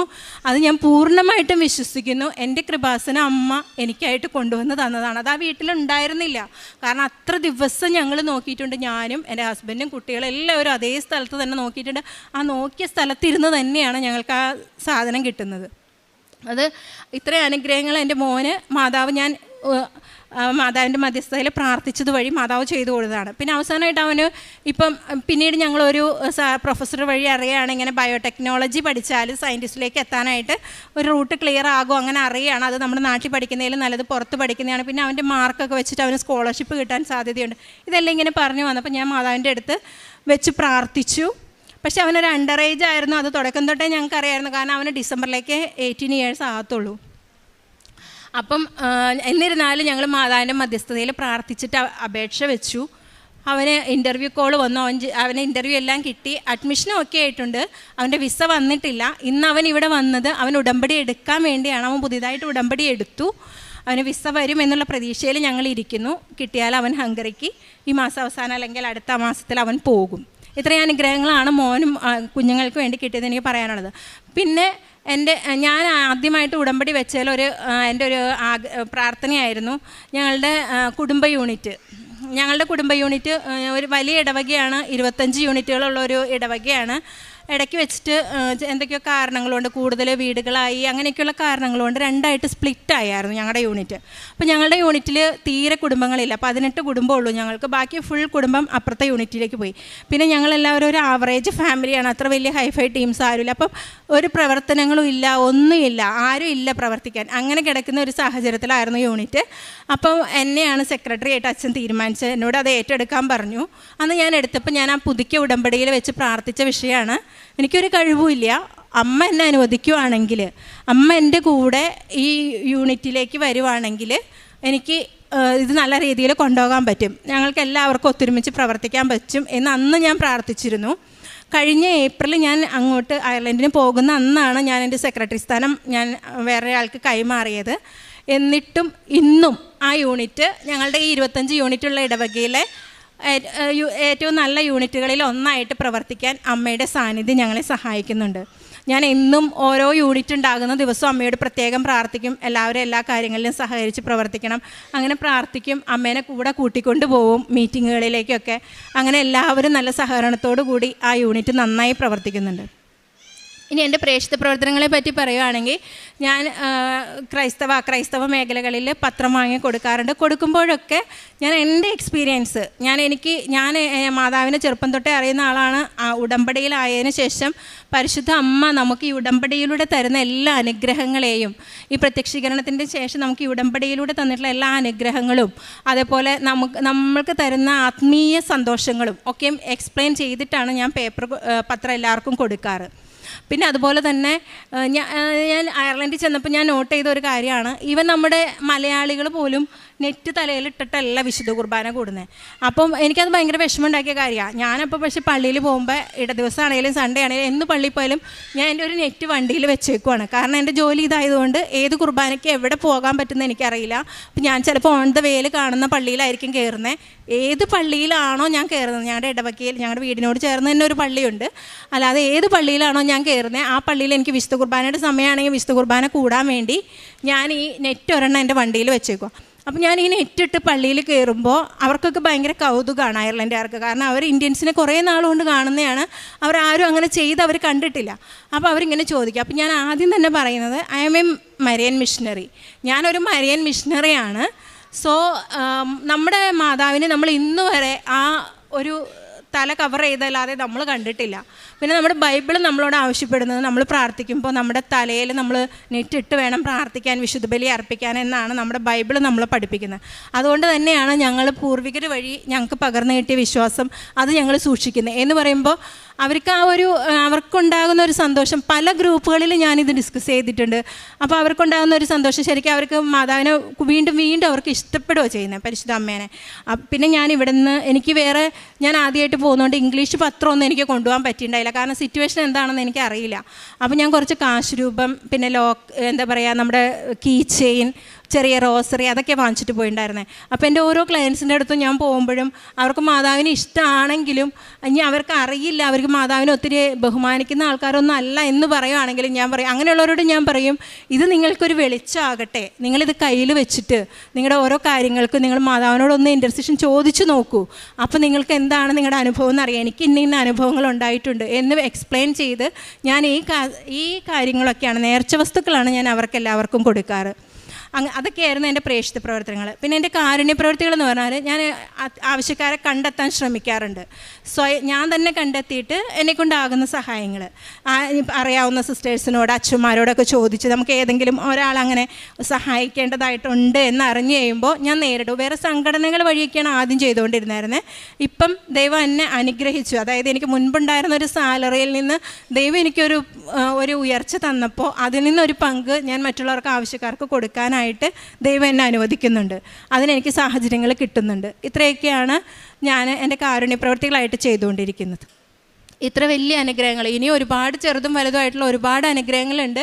അതൊക്കെ ഞാൻ പറയാൻ നിന്നിട്ടുണ്ടെങ്കിൽ ഇന്നത്തെ എൻ്റെ സാക്ഷി ഇവിടെ തീരില്ല. അപ്പോൾ ഇത്രയേറെ അനുഗ്രഹങ്ങൾ എനിക്കും എൻ്റെ കുടുംബത്തിനും തന്ന് അനുഗ്രഹിച്ച എൻ്റെ അമ്മയ്ക്കും എൻ്റെ ഈശോ അപ്പയ്ക്കും ഒരായിരം നന്ദി പറയുന്നു. എൻ്റെ ജീവിതാവസാനം വരെ ഞാൻ മാത്രമല്ല, എൻ്റെ കുഞ്ഞുങ്ങളും എൻ്റെ തലമുറകളും എൻ്റെ ഈശോയെ മഹത്വപ്പെടുത്തി ജീവിക്കണം എന്ന് മാത്രമാണ് എൻ്റെ പ്രാർത്ഥന. ഇന്ന് ആദ്യമൊക്കെ ഞാൻ ഒരുപാട് ഭൗതിക അനുഗ്രഹങ്ങൾക്ക് വേണ്ടി യാചിക്കുമായിരുന്നു.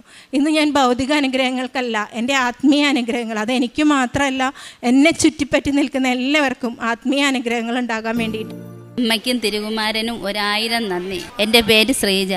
ഞങ്ങൾ തിരുവനന്തപുരത്തു നിന്നാണ് വരുന്നത്. ഇപ്പം താമസിക്കുന്നത് പത്തനംതിട്ട കുമ്പനാടാണ്. ഞാൻ എൻ്റെ മോക്ക് വേണ്ടിയാണ് ആദ്യമായി ഉടമ്പടി എടുത്തത് 2023 ജൂൺ 10. പഠിക്കാൻ വളരെ മോശമായിരുന്നു. അവൾ പഠിത്തത്തിൽ വളരെയേറെ മോശമായിരുന്നു.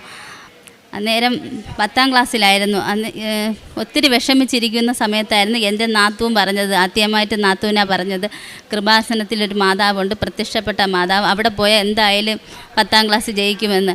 അങ്ങനെ ഞങ്ങൾ ഇവിടെ വന്ന് ഉടമ്പടി എടുത്തു. ഇവിടെ പറഞ്ഞ എല്ലാ നിബന്ധനകളും പാലിച്ചു. കറക്റ്റിന് എല്ലാം ഞങ്ങൾ പ്രാർത്ഥിച്ചു പോർന്നു. പരീക്ഷ സമയത്ത് ഉടമ്പടി തൈലം വിശ്വാസ പ്രമാണം ചൊല്ലി നെറ്റിയിൽ കുരിശു വരച്ചും കാശുരൂപം കയ്യിൽ പിടിച്ചു ഉപ്പും കഴിച്ച് പരീക്ഷ എഴുതാൻ പോയി. ഒട്ടും ഞങ്ങൾ വിചാരിച്ചില്ല അത്രയേറെ മാർക്ക് തന്ന് മാതാവ് അവളെ ജയിപ്പിച്ചു. അത് കഴിഞ്ഞ് പ്ലസ് 1 ഞങ്ങൾ ഇങ്ങോട്ട് ടീച്ചർ വിളിച്ചാണ് അഡ്മിഷൻ കൊടുത്തത്. അതൊരു സാക്ഷ്യം. രണ്ടാമത്തെ സാക്ഷ്യം, എൻ്റെ മകൾ പീരീഡ് ആവത്തില്ല, അത് 3-4 മാസം കൂടുമ്പോഴൊക്കെ ആവത്തുള്ളായിരുന്നു, കറക്റ്റ് അല്ലായിരുന്നു. അങ്ങനെ ഞാനിവിടെ വന്ന് മാതാവിൽ ഉടമ്പടി സാക്ഷ്യത്തിൽ എഴുതി വെച്ചു. അങ്ങനെ ഇവിടെ വന്ന് ഉടമ്പടി തൈലം കൊണ്ട് അടിവയറ്റി കുരിശു വരച്ചു, വിശ്വാസ പ്രമാണം ചൊല്ലി പ്രാർത്ഥിച്ചു. ഇപ്പോൾ കറക്റ്റിന് എല്ലാ മാസവും കറക്റ്റിന് പീരീഡ് ആവുന്നുണ്ട്. പിന്നെ മൂന്നാമത് മോക്ക് കിട്ടിയ സാക്ഷ്യം തന്നെ, അവൾ ഒത്തിരി വണ്ണമുണ്ടായിരുന്നു. എല്ലാവരും നാട്ടുകാരും വീട്ടുകാരും എല്ലാം അവളെ കളിയാക്കുമായിരുന്നു, വണ്ണം കൂടുതലെന്നും പറഞ്ഞ് എല്ലായിടത്തും കളിയാക്കുമായിരുന്നു. അങ്ങനെ ഞങ്ങൾ ഒത്തിരി വിഷമമായി. ഞങ്ങൾ അങ്ങനെ എന്തോ ഒത്തിരി ഡയറ്റിന് കണ്ടു, അവൾ ഭാരം കുറയ്ക്കാനൊക്കെ നോക്കിയിട്ട് ഒന്നും നടന്നില്ല. ഒടുവിൽ ഞങ്ങൾ ഇവിടെ ജപമാല റാലിയിൽ കഴിഞ്ഞ വർഷം ഞാൻ പങ്കെടുത്ത് ഈ ഒരു നിയോഗം വെച്ചായിരുന്നു ഞാൻ പ്രാർത്ഥിച്ച് ഞാനും അവളും അതിൽ പങ്കെടുത്തെങ്കിലും അവൾ വണ്ണം ഒന്നും കുറയാതെ ഇരുന്നു. ഞങ്ങൾ എല്ലാ നിബന്ധനകളും കറക്റ്റ് പാലിച്ചു. എന്നാലും എനിക്ക് അറിയാമായിരുന്നു അമ്മ മാതാവ് എപ്പോഴായാലും അത് സാധിച്ചു കിട്ടുമെന്ന്. ഇപ്പം ഈ 3 മാസം കൊണ്ട് അവളെ വണ്ണം 20 കിലോ, ഞാൻ 20 കിലോയാണ് മാതാവിൻ്റോട് ഞാൻ ഉടമ്പടിയിൽ എഴുതി ചോദിച്ചത്. അതേപോലെ ആ കറക്റ്റ് 20 കിലോ അവളിൽ ഭാരം കുറഞ്ഞു. അത് അമ്മ മാതാവ് സാധിച്ചെന്ന് 1000 നന്ദി. പിന്നെ ഉള്ളത് എനിക്ക് കിട്ടിയ അനുഗ്രഹം, എനിക്ക് രോഗസൗഖ്യം. 1 വർഷത്തിലേറെയായി എനിക്ക് തലവേദന എന്നാൽ ഒരു സൈഡിൽ മാത്രമായിട്ടേ തലവേദന എടുക്കുകയുള്ളൂ. അതെനിക്ക് പൊട്ടിത്തെറിക്കും പോലത്തെ തലവേദനയായിരുന്നു. ഞങ്ങൾ പല ഡോക്ടറെ കാണിച്ചു, എന്നിട്ടൊന്നും എനിക്ക് കുറവത്തില്ല. ഞാൻ അങ്ങനെ നാട്ടിൽ പോയ സമയത്ത് അവിടെ ഒരു ഡോക്ടറെ കാണിച്ചപ്പോൾ ഡോക്ടർ പറഞ്ഞു MRI സ്കാനിങ് ചെയ്ത് നോക്കിയിട്ട് നമുക്ക് എന്താണെന്ന് അറിയാമെന്ന്. അങ്ങനെ ഞാൻ സ്കാനിങ് ചെയ്ത് നോക്കിയിട്ട് ഡോക്ടർ നോക്കിയപ്പം ഞാൻ അന്നേരം പോകുന്ന മുമ്പേ വിശ്വാസ പ്രമാണം ചൊല്ലി തൈലം കുരിശു വരച്ച് പ്രാർത്ഥിച്ചിട്ടാണ് പോയത്. അവിടെ ചെന്ന് സ്കാനിങ് ചെയ്ത് റിപ്പോർട്ട് ഡോക്ടറെ കാണിച്ചപ്പോൾ ഡോക്ടർ പറഞ്ഞു ഒരു കുഴപ്പവും ഇല്ലല്ലോ എന്ന് പറഞ്ഞു. എന്നാലും ഡോക്ടർ പറഞ്ഞു അഥവാ തലവേദന വരുന്നെങ്കിൽ 1 മാസത്തേക്ക് മരുന്ന് എഴുതി തന്നു, വാങ്ങിച്ചുകൊണ്ട് പോകണമെന്ന് പറഞ്ഞു. ഞാൻ വാങ്ങിച്ചുകൊണ്ട് വരുമായിരുന്നു. വരുന്ന വഴിക്ക് എനിക്ക് സുഗന്ധാഭിഷേകം കിട്ടി. അത് കഴിഞ്ഞ് ഞാൻ വീട്ടിൽ വന്നിട്ട് ആ മരുന്ന് നോക്കിയിട്ട് എങ്ങും കാണുന്നില്ല. ഞാൻ ബാഗിൽ വെച്ചത് എനിക്ക് നല്ല ഉറപ്പുണ്ടായിരുന്നു, ആ മരുന്ന് കാണാനേ ഇല്ല. 1 മാസം കഴിഞ്ഞാണ് ആ മരുന്ന് ഞാൻ തിരിച്ച് കണ്ടത്. എൻ്റെ ബാഗിൽ തന്നെ എനിക്കുണ്ടായിരുന്നു. അത് അമ്മ മാതാവിൻ്റെ വലിയൊരു അത്ഭുതമായിരുന്നു. എനിക്കിപ്പോൾ തലവേദനയില്ല. അതിനുശേഷം ഇന്ന് വരെ തലവേദന എടുത്തിട്ടില്ല. പിന്നെ എനിക്ക് കിട്ടിയത് വലിയൊരു അപകടത്തിൽ ഞാൻ രക്ഷപ്പെട്ടു. അത് 2 ആഴ്ചയായേ ഉള്ളൂ എനിക്ക്. ഞാൻ അടുക്കളയിൽ എപ്പോഴും രാവിലെ എണീച്ച ഉടനെ ഞാൻ ഇവിടുത്തെ ഉടമ്പടി സാക്ഷ്യങ്ങളും പിന്നെ എന്നും മുടങ്ങാതെ ഞാൻ മൊബൈലിൽ കുർബാന കാണുമായിരുന്നു. കണ്ടുകൊണ്ടിരിക്കുന്ന സമയത്തായിരുന്നു ഞാൻ അടുപ്പത്ത് കറി വെച്ചിരുന്ന കുക്കർ വലിയ ഒച്ചയോടെ പൊട്ടിത്തെറിച്ച് അടുക്കള മൊത്തം കറികളും എല്ലാം തെറിച്ച് ഞാൻ തൊട്ടടുത്താണ് നിന്നത്. എൻ്റെ പുറത്തെല്ലാം തെറിച്ചു. ഒരു തുള്ളി പോലും എനിക്ക് പൊള്ളലേക്കുകയോ ഒന്നും പറ്റിയില്ല. അത് വലിയൊരു അനുഗ്രഹമായിരുന്നു. ഞാൻ അന്നേരം മൊബൈൽ സാക്ഷ്യം കേട്ടുകൊണ്ട് അടുത്ത് നിൽക്കുമായിരുന്നു. എനിക്ക് അത് വലിയൊരു സാക്ഷ്യം. പിന്നെ എനിക്ക് 3ാമത് കിട്ടിയ അനുഗ്രഹം, ഞാൻ 6 തവണ ഞാൻ പുതുക്കി കഴിഞ്ഞ് ഞാൻ ഇവിടെ എല്ലാ മാസവും മുടങ്ങാതെ വന്ന് പത്രം വാങ്ങാൻ വരും. അന്നേരം ഞാൻ ഇവിടെ ഇരുന്ന് പ്രാർത്ഥിച്ചു, മാതാവേ എനിക്ക് അമ്മയെ ഒന്ന് തൊടാൻ ആഗ്രഹമുണ്ട് എന്ന് വെച്ചാൽ ഞാൻ ആദ്യമായിട്ട് വന്നപ്പോൾ ഒന്നും അറിയാതെ വന്നപ്പോൾ അതുകൊണ്ട് എനിക്ക് രണ്ടാമത് ഒന്ന് തൊടണമെന്ന് ആഗ്രഹമുണ്ട്. പക്ഷേ അതിവിടെ നടക്കത്തില്ലല്ലോ, ഇവിടെ കയറാൻ പറ്റത്തില്ലെന്ന് ഞാൻ എന്നും പ്രാർത്ഥിക്കും. വെളുപ്പിന് ഞാൻ പ്രാർത്ഥിക്കുന്ന സമയത്തും അത് പറയുമായിരുന്നു. അങ്ങനെ ഇരിക്കെ ഒരു ദിവസം ചേട്ടൻ നാട്ടിൽ പോയായിരുന്നു. നാട്ടിൽ പോകുമ്പോൾ ചേട്ടൻ സാധാരണ ചെറിയ കാശ് രൂപ ഞാൻ ഇവിടെ നിന്ന് വാങ്ങി വെച്ചിട്ടുണ്ട്, അതാണ് എടുത്തുകൊണ്ട് പോണത്. അന്ന് ചേട്ടൻ അറിയാതെ എൻ്റെ കാശ് രൂപ എടുത്തുകൊണ്ട് പോയി വൈകുന്നേരം തിരിച്ച് വന്ന് പ്രാർത്ഥനയ്ക്ക് ഇരുന്ന് കാശ് രൂപ നോക്കുന്നത് കാണാനില്ല. ഞാൻ ചേട്ടൻ്റെ ചോദിച്ചപ്പോൾ ചേട്ടൻ പറഞ്ഞ് കാശ് രൂപ ഞാൻ പോക്കറ്റ് ഇട്ടു, പക്ഷേ ഞാൻ ആ പോക്കറ്റ് പിന്നീട് കൈ ഇട്ടിട്ടേ ഇല്ല, അതുകൊണ്ട് അത് ഞാൻ കളഞ്ഞതുമില്ല. അവിടെ എല്ലാം ഞങ്ങൾ തിരഞ്ഞ് കിട്ടിയില്ല. എനിക്ക് അന്ന് ഭയങ്കര വിഷമം ഒക്കെ ആയിരുന്നു. ഇനി എന്തോ ചെയ്യുമെന്ന് ആലോചിച്ച് ഞാൻ ദുഃഖിച്ചിരുന്നു. അന്ന് പിറ്റേന്ന് ഞാൻ വെളുപ്പിന് 5:30-ക്കുള്ള പ്രാർത്ഥന ചൊല്ലിക്കൊണ്ടിരുന്നപ്പോഴാണ് എൻ്റെ മനസ്സിൽ ഓർമ്മയിൽ വന്ന അമ്മ പറയുന്നു, നിനക്ക് എന്നെ തൊടണമെന്നല്ലേ ആഗ്രഹം പറഞ്ഞത്, അത് ഞാൻ സാധിച്ചു തന്നു. ഞാൻ അതിൻ്റെ 2-ാം ദിവസം ഇവിടെ വന്ന് പുതിയ ഉടമ്പടി എടുത്തു. ഞാൻ ഇവിടെ വന്ന് അമ്മയെ അങ്ങനെ തൊട്ടു. അങ്ങനെ എൻ്റെ 3 സാക്ഷ്യങ്ങൾ നിറവേറ്റി. പിന്നെ ഉള്ളതും ഒരു 3-4 സാക്ഷി എനിക്ക് കിട്ടി. അതിൻ്റെ ആൾക്കാരും വരാത്തതുകൊണ്ടാണ് ഞാനിപ്പം പറയാത്തത്. പിന്നെ എനിക്ക് ദുഃഖ വെള്ളിയാഴ്ച തിരുഹൃദയം കിട്ടി, ഈസ്റ്ററിന് തിരുഹൃദയം കിട്ടി. പിന്നെ അമ്മയുടെ 2 പ്രാവശ്യം എനിക്ക് സുഗന്ധാഭിഷേകം കിട്ടി അമ്മ മാതാവിൻ്റെ. പിന്നെ ഞാൻ എല്ലാ മാസവും ഇവിടെ വന്ന് പത്രം വാങ്ങിച്ച് പേർഷക പ്രവർത്തനം ചെയ്ത് ആശുപത്രികളിലും ഓട്ടോ സ്റ്റാൻഡിലും ബസ് സ്റ്റാൻഡിലും എല്ലായിടത്തും നടന്ന് കൊടുക്കും. പിന്നെ വൃദ്ധസദനത്തിൽ എല്ലാ മാസവും മുടങ്ങാതെ പോയി ഇവിടെ നിന്ന് ഉപ്പും തേനും കാശ് രൂപ എല്ലാം വാങ്ങി അവിടുത്തെ അമ്മമാർക്കെല്ലാം കൊണ്ടുപോയി കൊടുത്ത് അവരുടെ കൂടെ ഇരുന്ന് സമയം ചെലവഴിക്കും. പിന്നെ ഗവൺമെൻറ് ആശുപത്രിയിൽ പോയി പത്രങ്ങളും പൊതിച്ചോറും കൊടുക്കും. പിന്നെ അവിടെ സുഖമില്ലാത്തവരെ കണ്ട് സംസാരിച്ച് അവർക്ക് തൈലം തൊട്ട് പ്രാർത്ഥിക്കുകയും ചെയ്യും. പിന്നെ ഒരു ദിവസം പോലും മുടങ്ങാതെ ഞാൻ വെളുപ്പിന് 4 മണി കഴിയുമ്പം തന്നെ എണീച്ച് ജപമാല ചൊല്ലും. അത് കഴിഞ്ഞ് പ്രാർത്ഥനയും കഴിഞ്ഞിട്ടാണ് അച്ഛൻ്റെ ഡെയിലി ബെഡ് കാണുന്നത്. പിന്നെ അച്ഛൻ്റെ പ്രാർത്ഥനയിൽ എൻ്റെ ചേട്ടൻ്റെ നടുവേദന സൗഖ്യമാക്കി. ആ ചേട്ടൻ ഇല്ലാത്തതുകൊണ്ട് ഞാൻ ഇപ്പം പറയുന്നില്ല. അങ്ങനെ 1000 അനുഗ്രഹം ഞങ്ങൾക്ക് അമ്മ മാതാവ് തന്നു. ഇതൊന്നുമല്ല, ഒത്തിരി തന്നു. തൈലം തൊട്ട് ഞങ്ങൾക്ക് പല അസുഖങ്ങൾ സൗഖ്യമാക്കി തന്നു മാതാവ്.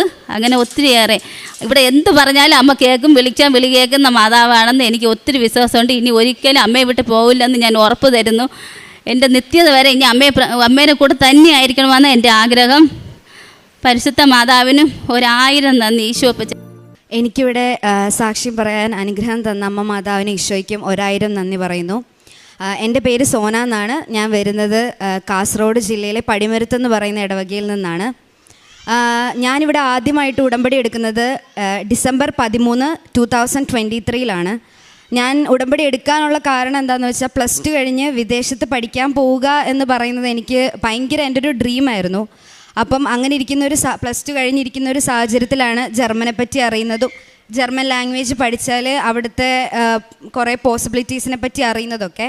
അങ്ങനെ ഞാൻ ജർമ്മൻ പഠിക്കാൻ പോകുന്നതും പോയി അവസാനം ഒരു B1 ഒക്കെ എത്തിയപ്പോഴത്തേനും വീട്ടിൽ നിന്ന് എൻ്റെ അടുത്ത് പറഞ്ഞു, ഉടമ്പടി എടുക്കണം, നീ ഉടമ്പടി എടുത്ത് കഴിഞ്ഞിട്ട് വേണം B2 എക്സാം എഴുതാൻ വേണ്ടി പോകാം. കാരണം വീട്ടിൽ ഒരു 2019 തൊട്ട് വീട്ടിൽ പപ്പ ഉടമ്പടി എടുത്തിട്ടുണ്ട്. അതിൽ ഞങ്ങൾക്ക് കുറേ അനുഗ്രഹങ്ങൾ കിട്ടിയിട്ടുണ്ട്. അപ്പം അങ്ങനെയാണ് എൻ്റെ അടുത്ത് ഉടമ്പടി എടുക്കണം, നീ എക്സാമിന് പോകുന്നതിന് മുമ്പ് എടുക്കണം എന്നൊക്കെ പറയുന്നത്. അങ്ങനെ ഞാൻ ഇവിടെ വന്ന് ഉടമ്പടി എടുത്തു. എനിക്ക് ജാനുവരിയിലായിരുന്നു എക്സാം. ഡിസംബർ 13 എടുത്തു, ജാനുവരിയിൽ എക്സാം. അങ്ങനെ ഞാൻ എക്സാം എഴുതാൻ പോകുന്നതിന് ഈ ഉടമ്പടി എടുത്ത് കഴിഞ്ഞിട്ട് പോകുന്ന ആ സമയത്തൊന്നും ഞാൻ ഫസ്റ്റത്തെ എൻ്റെ ഉടമ്പടി പാലിക്കേണ്ട രീതിയിൽ പാലിച്ചൊന്നുമില്ല. നല്ല ഉഴപ്പായിരുന്നു. ഞാൻ ഒന്നും ചെയ്തില്ല, ചെയ്യേണ്ട കാര്യങ്ങളൊന്നും ചെയ്തില്ല. അങ്ങനെ ഞാൻ എക്സാം എഴുതാൻ പോയി. റിസൾട്ട് വന്നു. എനിക്ക് പാസ്സായില്ല. ഞാൻ ഒന്നിനും പാസ്സായില്ല. 4 മൊഡ്യൂളാണ് ഞങ്ങൾക്കുള്ളത്, 4ലും പാസ്സായില്ല. അത് കഴിഞ്ഞ് ഞാൻ ഉടമ്പടി പുതുക്കണമെന്നൊന്നും ചിന്തിച്ചില്ല. ആ പുതുക്കാത്ത ഉടമ്പടി പിന്നെ ഉടമ്പടി പുതുക്കിയില്ല. അങ്ങനെ ഞാൻ അടുത്ത എക്സാം, 2ാമത്തെ എക്സാം എഴുതാൻ വേണ്ടി എനിക്ക് ഡേറ്റ് പെട്ടെന്ന് തന്നെ കിട്ടി. അങ്ങനെ ഞാൻ എക്സാം എഴുതാൻ പോയി. പക്ഷേ 2ാമത്തെ പ്രാവശ്യവും എനിക്ക് 4 എണ്ണവും കിട്ടിയില്ല. അങ്ങനെ ഇനി എന്ത് ചെയ്യുമെന്ന് ഒരു ഐഡിയ ഇല്ലായിരുന്നു. കാരണം എന്താണെന്ന് വെച്ചാൽ 2 പ്രാവശ്യവും 4 എണ്ണവും കിട്ടുന്നില്ല. അപ്പം ഞാനിങ്ങനെ ഓർത്തു, ഇനി എനിക്ക് എന്തെങ്കിലും വഴി ഉണ്ടാവുമോ, എനിക്കൊന്നും മനസ്സിലാകുന്നില്ലായിരുന്നു. അങ്ങനെ ഇരിക്കുന്ന സമയത്താണ് ഏറ്റവും വലിയൊരു ബുദ്ധിമുട്ടെന്ന് പറഞ്ഞാൽ നമുക്ക് ഈ ഡേറ്റ് കിട്ടാനാണ് ഭയങ്കര പണിയാണ്. ഡേറ്റ് കിട്ടാൻ കുറേ സമയം എടുത്തൊക്കെയാണ് ഒരാൾക്ക് ഡേറ്റ് കിട്ടുന്നത്.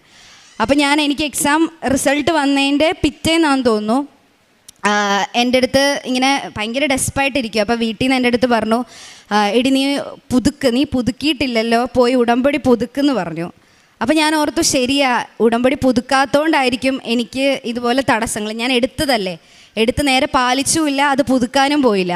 അതുകൊണ്ടായിരിക്കും എനിക്കിങ്ങനെ തടസ്സങ്ങൾ ഉണ്ടാകുന്നതെന്ന് ഞാൻ വിചാരിച്ച് ഞാൻ പുതുക്കാനുള്ള പ്ലാനിങ്ങിൽ ഇങ്ങോട്ട് വരേണ്ട ബസ്സിന് വേണ്ടിയിട്ട് ബുക്ക് ചെയ്തു. അങ്ങനെ ബുക്ക് ചെയ്ത സമയത്ത് അവരെ വിളിച്ച് ബുക്ക് ചെയ്ത് ഞാൻ ഫോൺ കട്ട് ചെയ്തൊരു അരമണിക്കൂർ കഴിഞ്ഞപ്പം ഞങ്ങൾ ഇതിന് മുമ്പ് എക്സാം എഴുതിയ സെൻറ്ററുണ്ട് ചെന്നൈ. അപ്പോൾ അവിടുന്ന് ഞങ്ങളെ വിളിച്ചിട്ട് ഞങ്ങൾ ഒരു ഇച്ചിരി പേരെ എക്സാം എഴുതിയോളൂ. അതൊരു സ്പെഷ്യൽ എക്സാം ആയിരുന്നു. ഒരു ഇത്ര ദിവസം പ്രിപ്പറേഷൻ കഴിഞ്ഞിട്ടായിരുന്നു എക്സാം. അപ്പം ഞങ്ങൾ ഈ എക്സാം എഴുതിയ ആ സെൻറ്ററിൽ നിന്ന് ഞങ്ങൾ എക്സാം എഴുതിയ 4-5 പേരുണ്ടായിരുന്നു. അവരെ വിളിച്ചിട്ട് പറഞ്ഞു, നിങ്ങൾക്ക് ഒരു ചാൻസ് കൂടെ തരാം, അപ്പം നിങ്ങൾ വന്ന് എക്സാം എഴുതിക്കോളാം, ഫീസ് മാത്രം അടച്ചാൽ മതി എന്ന് പറഞ്ഞു, എക്സാമിൻ്റെ ഫീ. അപ്പോൾ അത് വലിയൊരു ആശ്വാസമായിരുന്നു. കാരണം എന്താണെന്ന് വെച്ചാൽ ഡേറ്റ് കിട്ടുന്നതാണ് ഏറ്റവും വലിയ പണി. അത് തന്നെ മാതാവ് ഉടമ്പടി പുതുക്കാം എന്ന് ഞാൻ പ്ലാൻ ഇട്ടപ്പോൾ തന്നെ ആദ്യം എനിക്ക് തന്നൊരു അനുഗ്രഹമായിരുന്നു അത്. അത് കഴിഞ്ഞ് ഞാൻ ഇവിടെ വന്ന് ഉടമ്പടി പുതുക്കി കഴിഞ്ഞിട്ട് എല്ലാ കാര്യങ്ങളും ഞാൻ പാലിക്കേണ്ട രീതിയിൽ ആദ്യത്തെ പോലെ അല്ലായിരുന്നു, പെർഫെക്റ്റായിട്ട് ഞാൻ പാലിച്ചു. ധ്യാനങ്ങൾ കൂടി, എല്ലാ ചൊവ്വാഴ്ചയും ധ്യാനം കൂടി, ബുധനാഴ്ചകൾ ഉപവാസം എടുത്തു.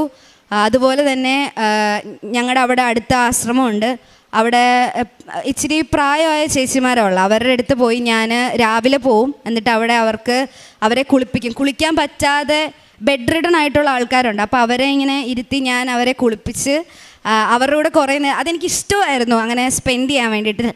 അവരോട് കുറേ നേരം സംസാരിച്ച് അങ്ങനെ ഞാൻ എല്ലാ തിങ്കളാഴ്ചകളിലുമായിരുന്നു അവിടെ പോകുന്നതും അങ്ങനെയൊക്കെ ചെയ്യുന്നുണ്ടായിരുന്നേ. അങ്ങനെ ഞാൻ അത് കഴിഞ്ഞ് എനിക്ക് എക്സാമായി. എക്സാമിന് പോയി നമുക്ക് വെയിറ്റ് ചെയ്യുന്നൊരു ടൈമുണ്ട്. നമുക്ക് ആദ്യം അവിടെ സെൻറ്ററിൽ എത്തിക്കഴിഞ്ഞിട്ട് വെയിറ്റ് ചെയ്യുന്ന ടൈമുണ്ട്. അപ്പോൾ ഞാൻ താഴെ ഇരുന്ന് ഞാനും പപ്പയും കൂടെ ആയിരുന്നു പോയത്. അപ്പോൾ പോയി അവിടെ എത്തിയൊരു റൂമൊക്കെ ബുക്ക് ചെയ്തു. ഇപ്പോൾ രാവിലെ ഞങ്ങൾ ഉടമ്പടി പ്രാർത്ഥനയൊക്കെ ചൊല്ലി അങ്ങനെ പപ്പ എനിക്ക് തൈലമൊക്കെ പൂശി തന്നു. ഞാൻ ഉപ്പ് വായിൽ വിശ്വാസ പ്രമാണം ചൊല്ലി കുരിശ് വരച്ചു.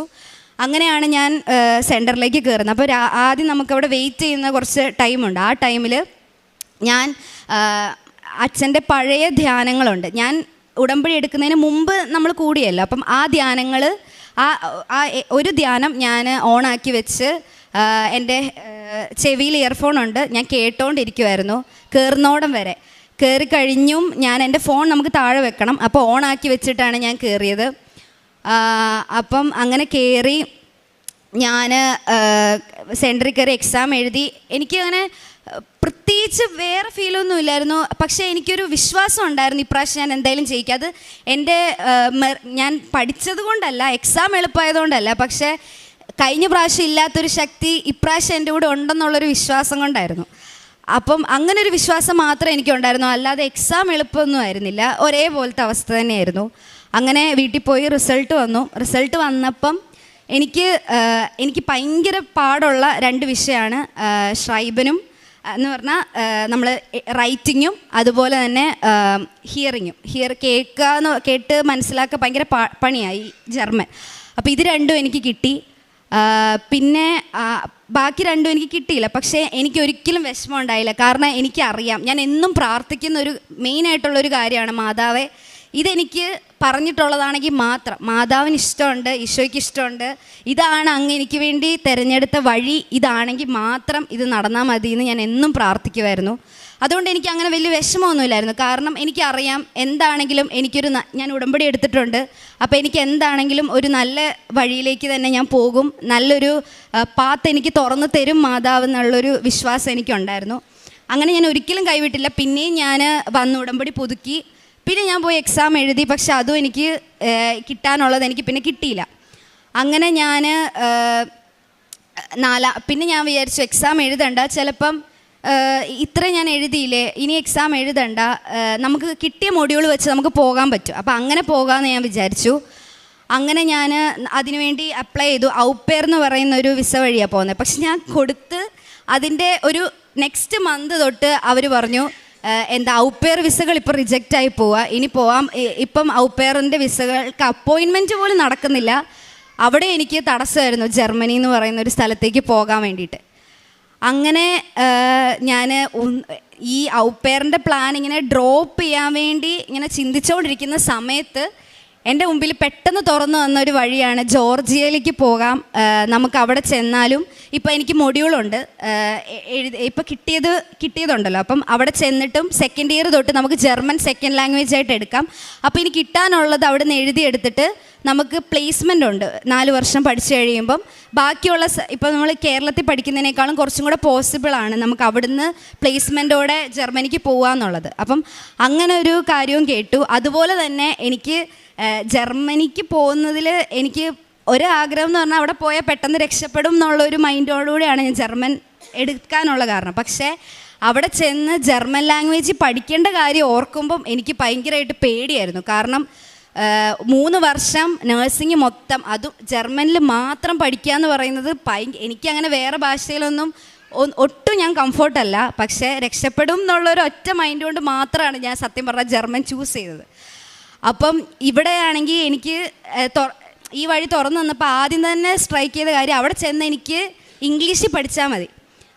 ഇംഗ്ലീഷിൽ തന്നെ നഴ്സിംഗ് ഫുള്ള് കംപ്ലീറ്റ് ചെയ്യാം. അത് കഴിഞ്ഞ് എനിക്ക് ഇപ്പം ഞാൻ എക്സാം എഴുതിയതും വെറുതെ ആവില്ല, അവിടുന്ന് ബാക്കി എഴുതിയെടുത്തിട്ട് എനിക്ക് ജർമ്മനിക്കും പോകാം. അപ്പം മൊത്തത്തിൽ മാതാവ് എനിക്കൊരു റൈറ്റ് ടൈമിൽ ഒരു റൈറ്റ് വേ തുറന്നു തന്നതായിരുന്നു ഈ ജോർജിയ എന്ന് പറയുന്ന കാര്യം. അപ്പം ജോർജിയയ്ക്ക് ഞാൻ അപ്ലൈ ചെയ്തു, ഏജൻസിനെ കണ്ടുപിടിച്ച് ജോർജിയയുടെ ഇത് കൊടുത്തു. അങ്ങനെ പെട്ടെന്നായിരുന്നു കാര്യങ്ങളൊന്നും, ഒരു തടസ്സവും ഒന്നും ഉണ്ടായിരുന്നില്ല. എന്നോട് ഇന്ന ഡേറ്റിന് ഇത് വരും എന്ന് പറയുന്നതിന് 2 ദിവസം മുമ്പ് എനിക്ക് എല്ലാ മെയിൽസൊക്കെ വരുമായിരുന്നു. അങ്ങനെ വിസയ്ക്ക് ഡേറ്റ് കിട്ടി. വിസയ്ക്ക് ഞാൻ നമ്മുടെ എറണാകുളത്ത് VFS ഗ്ലോബലിൽ പോകണം. അപ്പം നമുക്ക് കുറേ ഡോക്യുമെൻറ്റ്സുമായിട്ട് പോകണം. അപ്പോൾ ഇങ്ങനെ പോകുന്ന സമയത്ത് അതിൽ വേണ്ട ഒരു മെയിൻ ഡോക്യുമെൻ്റ് ആയിരുന്നു ബാങ്ക് സ്റ്റേറ്റ്മെൻറ്റ്. അപ്പോൾ ബാങ്ക് സ്റ്റേറ്റ്മെൻറ്റിൻ്റെ കൂടെ നമുക്ക് കവർ പേജ്, ഒരു കവർ നോട്ടീസ് പോലെ ബാങ്കിലെ മാനേജറല്ല അതിന് താഴെയുള്ള ആൾ അതിന് പുള്ളിക്കാരൻ്റെ സൈൻ കിട്ടുന്ന ഒരു കവർ നോട്ടീസ് പോലെ ഒരു സാധനം വേണമായിരുന്നു. പക്ഷേ ഞങ്ങൾ ബാങ്കിൽ പോയത് പറഞ്ഞപ്പോൾ അവർ പറഞ്ഞു അതിൻ്റെ ഒന്നും ആവശ്യമില്ല, ഞങ്ങൾ ഇതേ കൊടുക്കുന്നുള്ളൂ എന്ന് പറഞ്ഞു. പക്ഷേ ഏജൻസിക്കാരുടെ അടുത്ത് ഞങ്ങൾ എറണാകുളത്തേക്ക് വന്നപ്പോൾ, അത് കാസർഗോഡ് നിന്ന് എറണാകുളം വരെ വരുന്നതാണ്, അപ്പോൾ അവരുടെ അടുത്ത് ഇത് പറഞ്ഞപ്പോൾ അവർ പറഞ്ഞു അയ്യോ അത് ഭയങ്കര പ്രശ്നമാവുമെന്നാണ് തോന്നുന്നത്. കാരണം കവർ നോട്ടീസ് എപ്പോഴും ചോദിക്കാറുണ്ട്. VFSകാർ എന്തെങ്കിലും ഒരു ചെറിയൊരു പ്രശ്നം വരാൻ വേണ്ടി കാത്തിരിക്കുക, തിരിച്ച് പറഞ്ഞു വിടാൻ. ചിലപ്പോൾ സീനാവും, പക്ഷെ പേടിക്കേണ്ട, ഒന്നുകൂടെ പോയിട്ട് തിരിച്ച് വരണാൽ മതി. പക്ഷേ അങ്ങനെ എറണാകുളത്ത് നിന്ന് കാസർഗോഡ് വരെ പിന്നെയും തിരിച്ചു പോയി ഒന്നും കൂടി ഇതിനു വേണ്ടി വരിക എന്നുള്ളത് വലിയൊരു പണിയാണ് ഞങ്ങൾക്ക് സത്യം പറഞ്ഞാൽ. അപ്പം പക്ഷേ പപ്പയാണ് കൂടെ വന്നത് അന്ന് വിസയ്ക്ക് തലേന്നേ ഞങ്ങളവിടെ ചെന്നു. അപ്പം പപ്പയാണെങ്കിലും ഞാനാണെങ്കിലും ഞങ്ങൾക്ക് 2 പേർക്കാണെങ്കിലും നല്ലൊരു വിശ്വാസം ഉണ്ടായിരുന്നു. അവർ പറയുമെങ്കിലും അവർക്കറിയത്തില്ലല്ലോ ഞങ്ങൾക്കുള്ളൊരു ശക്തി എന്താണെന്ന്. മാതാവ് കൂടെ ഉണ്ട്, മാതാവിൻ്റെ കാശുരൂപം കൂടെ ഉണ്ടെന്നുള്ളൊരു വിശ്വാസം ഞങ്ങൾക്ക് 2 പേർക്കുണ്ടായിരുന്നു. ഒരു ഡൗട്ടും ഇല്ലായിരുന്നു എനിക്ക്. എന്തായാലും നാളെ തന്നെ എൻ്റെ അപ്പോയിൻമെൻറ്റ് നടക്കും, വിസയ്ക്കും സബ്മിറ്റ് ചെയ്യുന്ന പൂർണ്ണ വിശ്വാസം തന്നെ ഉണ്ടായിരുന്നു. ഞാൻ അതിനുവേണ്ടി രാവിലെ എണീച്ച് ഞങ്ങൾ പ്രാർത്ഥിച്ചു. അത് കഴിഞ്ഞ് ഞങ്ങൾ എൻ്റെ എല്ലാ പ്രാവശ്യവും എല്ലായിടത്തും പോകുന്നത് പോലെ നെറ്റിയിൽ തൈലം വിശ്വാസ പ്രമാണം ചൊല്ലി തൈലം തൂത്തു. ചുണ്ടയിൽ ഞാൻ ഉപ്പും തൂത്തിട്ടാണ് ഞാൻ VFSയിലേക്ക് കയറുന്നത്. അവിടെ കയറി ഒന്നുമില്ലായിരുന്നു, അവരൊന്നും ചോദിച്ചില്ല. ഞാനും പപ്പ വിചാരിച്ച പോലെ തന്നെ അവർ എല്ലാ നമ്മുടെ പേപ്പേഴ്സ് മാത്രം നമ്മൾ കൊണ്ടുപോയ സാധനങ്ങൾ പെട്ടെന്നാക്കി. എൻ്റെ ഫസ്റ്റായിരുന്നു എനിക്ക് കിട്ടിയത്. ആദ്യം തന്നെ എൻ്റെ എല്ലാ കാര്യങ്ങളും ചെയ്ത് ഓക്കെയാണ്, ഇത്ര ദിവസത്തിൽ നിങ്ങൾക്ക് വിസ വരുമെന്ന് പറഞ്ഞ് എന്നോട് പറഞ്ഞു പൊക്കോളാൻ പറഞ്ഞു. അതെനിക്കൊരു വലിയൊരു അനുഭവമായിരുന്നു. എനിക്കറിയായിരുന്നു, എനിക്ക് വിശ്വാസം ഉള്ളതുകൊണ്ട് ഞാൻ അത്ര സർപ്രൈസ്ഡ് ആയില്ല. പക്ഷെ എങ്കിലും മാതാവാണ് അന്ന് എന്നെ കാത്തത്. അങ്ങനെ എനിക്ക് ഞാൻ ഈ 13th പോവുകയാണ്, ടിക്കറ്റ് എടുത്തു. വിസ വരുമെന്ന് പറഞ്ഞതിൻ്റെ 2 ദിവസം മുമ്പ് വിസയും വന്നു. അങ്ങനെ ഈ 13th ഞാൻ ജോർജിയയ്ക്ക് പോവുകയാണ്. ഞാൻ കാരുണ്യപ്രവർത്തികൾ എന്ന് പറഞ്ഞു കഴിഞ്ഞാൽ ഞാൻ പറഞ്ഞ പോലെ ഞാൻ ഇതുപോലെ അനാഥാലയമല്ല, നമ്മുടെ ഈ ചേച്ചിമാർ ആരുമില്ലാത്ത ചേച്ചിമാരുള്ള ആശ്രമത്തിൽ പോയിട്ട് അവരെ കുളിപ്പിക്കുകയൊക്കെ ചെയ്യായിരുന്നു. അതുപോലെ തന്നെ എൻ്റെ അടുത്ത് ആരെന്ത് മോളെ പൈസ തരുമോ, അങ്ങനെ അല്ലെങ്കിൽ മോളെ ഫുഡ് വാങ്ങി തരുമോ എന്നൊക്കെ ചോദിച്ചാൽ ഞാൻ വാങ്ങിച്ചു കൊടുക്കാതെ അവിടുന്ന് പോകത്തില്ലായിരുന്നു. എൻ്റെ കയ്യിൽ ഇപ്പോൾ ചെറിയ പൈസ ഉള്ളെങ്കിലും അത്രേ ഉള്ളെങ്കിലും ഞാനത് കൊടുത്തിട്ടേ അവിടുന്ന് പോകത്തുള്ളൂ. എത്രയാണെന്ന് ഞാൻ നോക്കത്തില്ലായിരുന്നു. ഫുഡാണെങ്കിലും ഞാൻ വാങ്ങി അവിടെയുള്ള എന്തെങ്കിലും ഹോട്ടലാണെങ്കിൽ ഹോട്ടലിൽ പോയി വാങ്ങി അത് അവർക്ക് കൊടുത്തിട്ടൊക്കെയായിരുന്നു ഞാൻ പൊയ്ക്കൊണ്ടിരുന്നത്. അപ്പം അതുപോലെ തന്നെ പ്രേക്ഷിത പ്രവർത്തനം എന്ന് പറഞ്ഞു കഴിഞ്ഞാൽ ഞാൻ ഇവിടുന്ന് കിട്ടുന്ന പത്രം നമ്മുടെ ജില്ലാ ഹോസ്പിറ്റലിലും അതുപോലെ തന്നെ നമുക്ക് അടുത്തുള്ള ഓട്ടോ സ്റ്റാൻഡുണ്ട്, പിന്നെ അതുപോലെ ഞങ്ങളുടെ വീടിൻ്റെ അടുത്തുള്ള അയൽവക്കക്കാർക്കൊക്കെ ഞാൻ പോയി കൊടുത്ത് അവരോട് പറയുമായിരുന്നു അക്രൈസ്തവരായിട്ടുള്ളവരോട് പറയുമായിരുന്നു. അവർ ചോദിക്കും ഇതെന്താന്ന്. അപ്പോൾ ഞാൻ പറയും ഇത് കൃപാസനം എന്ന് പറയുന്ന ഒരു സ്ഥലമാണ്, ആലപ്പുഴയിലുള്ളതാ, ഇവിടെ കുറേ അത്ഭുതങ്ങൾ നടക്കുന്നുണ്ട്, എനിക്ക് കുറേ അനുഭവങ്ങളുണ്ട് എന്ന് പറഞ്ഞാണ് ഞാൻ പത്രങ്ങളൊക്കെ കൊടുത്തുകൊണ്ടിരുന്നത്. അതുപോലെ തന്നെ ഞാൻ ഈ ഞാൻ പറഞ്ഞില്ലേ, രണ്ടാമത്തെ ഉടമ്പടി ഞാൻ നേരെ നോക്കാൻ തുടങ്ങിയപ്പോൾ തുടങ്ങിയതാണ് എല്ലാ ദിവസവും പള്ളിയിൽ പോകാൻ തുടങ്ങിയത്. എനിക്ക് ഇത്രയും ഭയങ്കര മടിയുള്ള ഒരാളാണ് രാവിലെ എണീക്കാൻ. പക്ഷേ എല്ലാ ദിവസവും രാവിലെ എണീച്ച് ഞാനും പപ്പയും കൂടെ പള്ളിയിൽ പോവും. ഇതുവരെ അത് മുടങ്ങിയിട്ടില്ല. ഇനി അവിടെ ചെന്നിട്ടാണെങ്കിലും എനിക്കതിന് പറ്റട്ടെ എന്നാണ് ഞാൻ പ്രാർത്ഥിക്കുന്നത്. ഇത്രയും അനുഗ്രഹങ്ങൾ തന്ന അമ്മ മാതാവിന് ഈശോയ്ക്കും 1000 നന്ദി അർപ്പിക്കുന്നു. മാറിനും കോടാനുകൂടി നന്ദി. എൻ്റെ പേര് സാലിക്കുട്ടി സിറിൽ ലോബോ. ഞാൻ വരുന്നത് ഇടുക്കി ജില്ലയിലെ തേക്കടിയിൽ നിന്നാണ്. ഞാനിവിടെ തീർത്ഥാടന ഉടമ്പടി എടുക്കുന്നത് മാർച്ച് 5-ാം തീയതി 2020 ഞാനിപ്പോൾ 16 പ്രാവശ്യം ഉടമ്പടി പുതുക്കി ഞാൻ സിൽവർ ഗ്രേ ഉടമ്പടിയിലാണ് ഇപ്പോൾ ജീവിച്ചുകൊണ്ടിരിക്കുന്നത്. എനിക്ക് കിട്ടിയ സാക്ഷ്യങ്ങൾ പരിശുദ്ധ അമ്മയുടെ തിരുനടയിൽ സാക്ഷ്യം പറയാൻ അനുവദിച്ച പരിശുദ്ധ അമ്മയ്ക്കും തിരുക്കുമാരനും കോടാനുകൂടി നന്ദി പറയുന്നു. ആദ്യമായി എനിക്ക് ലഭിച്ചത് ഒരു രോഗസൗഖ്യമായിരുന്നു. ഞാൻ ഈ 16 പ്രാവശ്യം ഉടമ്പടി പുതുക്കിയപ്പോഴും എനിക്ക് വേണ്ടി ഒന്നും പറഞ്ഞിട്ടില്ല. എൻ്റെ മക്കൾക്കും കൂടപ്പറപ്പുകൾക്കും ഒക്കെ ആയിട്ടാണ് നിയോഗങ്ങൾ വെച്ചിരുന്നത്. ഒരു ദിവസം ഒരു രോഗിയെ കാണാൻ പോയിട്ട് തിരിച്ചു വന്നപ്പോഴേക്കും എൻ്റെ പിറ്റേ ദിവസം രാവിലെ എഴുന്നേറ്റപ്പോൾ എൻ്റെ കാല് നിലത്ത് കുത്താൻ പറ്റാതെ വന്നു, വലത് കാല്. ഞാൻ വളരെയധികം വിഷമിച്ചു. ഞാൻ ഉടമ്പടി തൈലമെടുത്ത് പ്രാർത്ഥിച്ചു, ഉപ്പിട്ട് ഞാൻ പരിശുദ്ധ അമ്മയോട് പ്രാർത്ഥിച്ചു. ഒത്തിരി എനിക്കറിയാവുന്ന പോലെ എല്ലാം ചെയ്തു. പക്ഷേ 3-4 ദിവസമായപ്പോഴേക്കും ഞാൻ കിടപ്പിലായി. ഇനി എടുത്തുകൊണ്ട് വേണം ടോയ്ലറ്റിൽ പോകുന്ന ഒരവസ്ഥയിലേക്കായി. അപ്പം ഞാൻ വീണ്ടും എന്നും ഉടമ്പടി എടുത്തതിന് ശേഷം ഇതുവരെയും ഞാൻ ഒരിക്കൽ പോലും പ്രത്യക്ഷീകരണ പ്രാർത്ഥന മുടക്കിയിട്ടില്ല. രാവിലെ ഞാൻ എന്നിട്ട് എഴുന്നേറ്റ് ഞൊണ്ടി ഒരു തരത്തിൽ ഒക്കി വന്ന് ഞാൻ പ്രാർത്ഥിക്കുമായിരുന്നു. അന്ന് ഞാൻ പ്രാർത്ഥിച്ചപ്പോൾ പറഞ്ഞു, അമ്മേ ഞാൻ ഈ പ്രത്യക്ഷീകരണ പ്രാർത്ഥന എങ്ങനെ ചൊല്ലും, എനിക്കൊട്ടും വയ്യല്ലോ എന്ന് പറഞ്ഞു. അപ്പം ഞാൻ പ്രാർത്ഥിച്ചുകൊണ്ട് ബൈബിൾ തുറന്നു. ഞാൻ ഏത് ഡോക്ടറെയാണ് കാണേണ്ടതെന്ന് പറഞ്ഞു. അപ്പോഴമ്മ എനിക്ക് വൈദ്യനും രോഗശാന്തിയും എന്നൊരു ഭാഗം തന്നു. അപ്പം ഞാൻ പെട്ടെന്ന് പറഞ്ഞു, ഞാൻ ഒരു ഡോക്ടറെ അടുത്തും പോകുന്നില്ല, ഞാൻ വൈദ്യൻ്റെ അടുത്തേ പോകുന്നുള്ളൂ പറഞ്ഞു. ഉടനെ തന്നെ കട്ടപ്പനയിലുള്ള ഒരു വൈദ്യൻ്റെ അടുത്ത് കൊണ്ടുപോയി. അവിടെ ചെന്ന് ഞാൻ പോകുന്നതിന് മുമ്പ് തൈലം എടുത്ത് മാതാവിൻ്റെ വിശുദ്ധ തൈലം എടുത്ത് കുരിശ് വരച്ച് വിശ്വാസ പ്രമാണം ചൊല്ലി ഞാനും എൻ്റെ ഹസ്ബൻഡും കൂടി കട്ടപ്പനയിലേക്ക് പോയി. അവിടെ ചെന്ന് വൈദ്യൻ കണ്ട ഉടനെ പറഞ്ഞു, ഇത് ലിഗമെൻറ്റ് വലിഞ്ഞ് പൊട്ടിയതാണ്, ഇനി ഞാൻ ഒന്നും ചെയ്യത്തില്ല, ഒരാഴ്ച കഴിഞ്ഞിട്ട് ഈ നീര് പറ്റിയ ശേഷം മാത്രമേ എന്തെങ്കിലും ചെയ്യാൻ പറ്റുള്ളൂ എന്ന് പറഞ്ഞു. അപ്പം ഞാനിങ്ങനെ വളരെ വിഷമത്തോട് പറഞ്ഞു, അയ്യോ എൻ്റെ അമ്മയെ ഞാൻ എന്നാ ചെയ്യുമെന്ന് പറഞ്ഞു. പെട്ടെന്ന് തന്നെ ഈ വൈദ്യൻ എന്നെ ഒരു മേശയിലേക്ക് പെട്ടെന്ന് കയറ്റി ഇരുത്തിയിട്ട് ആ ലിഗമെൻറ്റ് പെട്ടെന്ന് വലിച്ചിട്ടു. അന്ന് തന്നെ അവിടെ ഞാൻ ആ മുറിയിലൂടെ എന്നെ 5 പ്രാവശ്യം നടത്തി. പിറ്റേ ദിവസം എനിക്ക് സൗഖ്യമായി. ഞാൻ അമ്മയ്ക്ക് നന്ദി പറഞ്ഞുകൊണ്ട് രാവിലെ എഴുന്നേറ്റ് എൻ്റെ ജോലികളൊക്കെ ചെയ്തു. അപ്പോൾ വൈദ്യം പറഞ്ഞൊരു 3 ദിവസം കഴിഞ്ഞിട്ടൊന്ന് വന്ന് കാണണമെന്ന് പറഞ്ഞു. 3 ദിവസം കഴിഞ്ഞ് ഞാൻ നടന്നാണ് ചെന്നത്. അപ്പോൾ വൈദ്യന് ഭയങ്കര അതിശയമായി. അപ്പോൾ എന്നോട് പറഞ്ഞു, ഒരു കാര്യം ചെയ്യുക, നിങ്ങളൊന്ന് എക്സ്റേ എടുക്കുമെന്ന് പറഞ്ഞു. അങ്ങനെ എക്സ്റേ എടുത്തപ്പോൾ എൻ്റെ നട്ടലിന് തേയ്മാനമായിരുന്നു.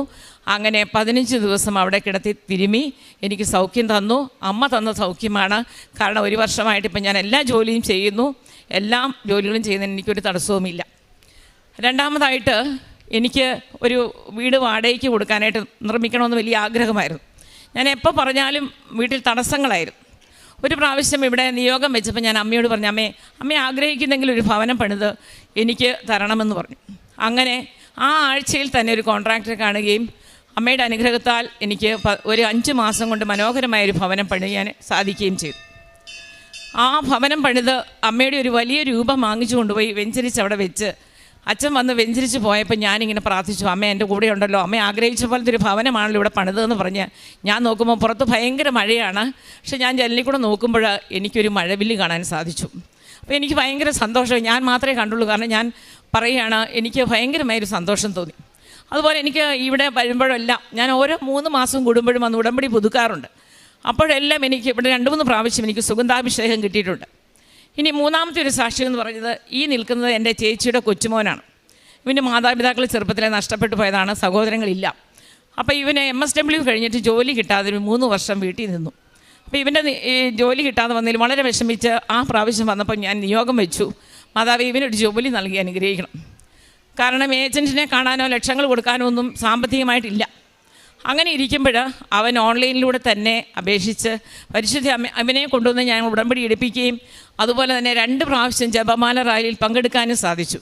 മുഴുവൻ സമയവും അർത്തുങ്കൽ വരെ ഇവൻ നടന്നു വന്ന് റാലിയിൽ മുഴുവനായിട്ട് പങ്കെടുത്തു. അങ്ങനെ ആ ഇടയ്ക്ക് തന്നെ ഒരു ഓൺലൈനിൽ അപേക്ഷിച്ച് അവനിപ്പോൾ ലണ്ടനിൽ NHSൽ സോഷ്യൽ വർക്കറായിട്ട് ജോലി കിട്ടുന്നു. അങ്ങനെ 1.5 വർഷമാകുന്നതിന് മുമ്പ് തന്നെ അവന് ലീവ് കിട്ടി വന്നു കഴിഞ്ഞപ്പം പിന്നെ അവൻ ഒറ്റയ്ക്കാണല്ലോ എന്ന് വിചാരിച്ച് വീണ്ടും ഞാൻ നിയോഗം വെച്ചു. അമ്മയോട് പ്രാർത്ഥിച്ചു, അമ്മേ അവന് ചേർന്നൊരു തുണയെ കൊടുക്കണം, ഒരു ഇണയെ കൊടുക്കണം. അങ്ങനെ ആ നിയോഗത്തിൻ്റെ ഫലമായിട്ട് തന്നെ കഴിഞ്ഞ ഒക്ടോബറിൽ ഒരു വിവാഹാലോചന വന്നു. അങ്ങനെ ഈ സെപ്റ്റംബറിൽ അവന് ലീവ് കിട്ടി. 1 മാസത്തെ ലീവ് കിട്ടിയിട്ടാണ് അവൻ വന്ന്. കല്യാണം ഈ സെപ്റ്റംബർ 15-നായിരുന്നു. അങ്ങനെ ഈ നവദമ്പതികളെ ഇവിടെ കൊണ്ടുവന്ന് അമ്മയ്ക്ക് ഞാൻ സാക്ഷ്യപ്പെടുത്തി കാണിക്കുകയാണ്. അങ്ങനെ ആ ആഗ്രഹവും അമ്മ സാധിച്ചു തന്നു. ഉടമ്പടിയിലൂടെ എനിക്ക് ഉടനടി പരിഹാരം, ഞാൻ എന്ത് പ്രാർത്ഥിച്ചിട്ടുണ്ടെങ്കിലും അതിനെനിക്കെല്ലാം പരിഹാരം തന്നിട്ടുണ്ട്. എൻ്റെ മക്കളുടെ കാര്യത്തിലൊക്കെ ആണെങ്കിലും ഒത്തിരി അനുഗ്രഹങ്ങൾ, നിരവധിയായ അനുഗ്രഹങ്ങൾ, എണ്ണിയാൽ തീരാത്തത്ര അനുഗ്രഹങ്ങൾ എനിക്ക് തന്നിട്ടുണ്ട്.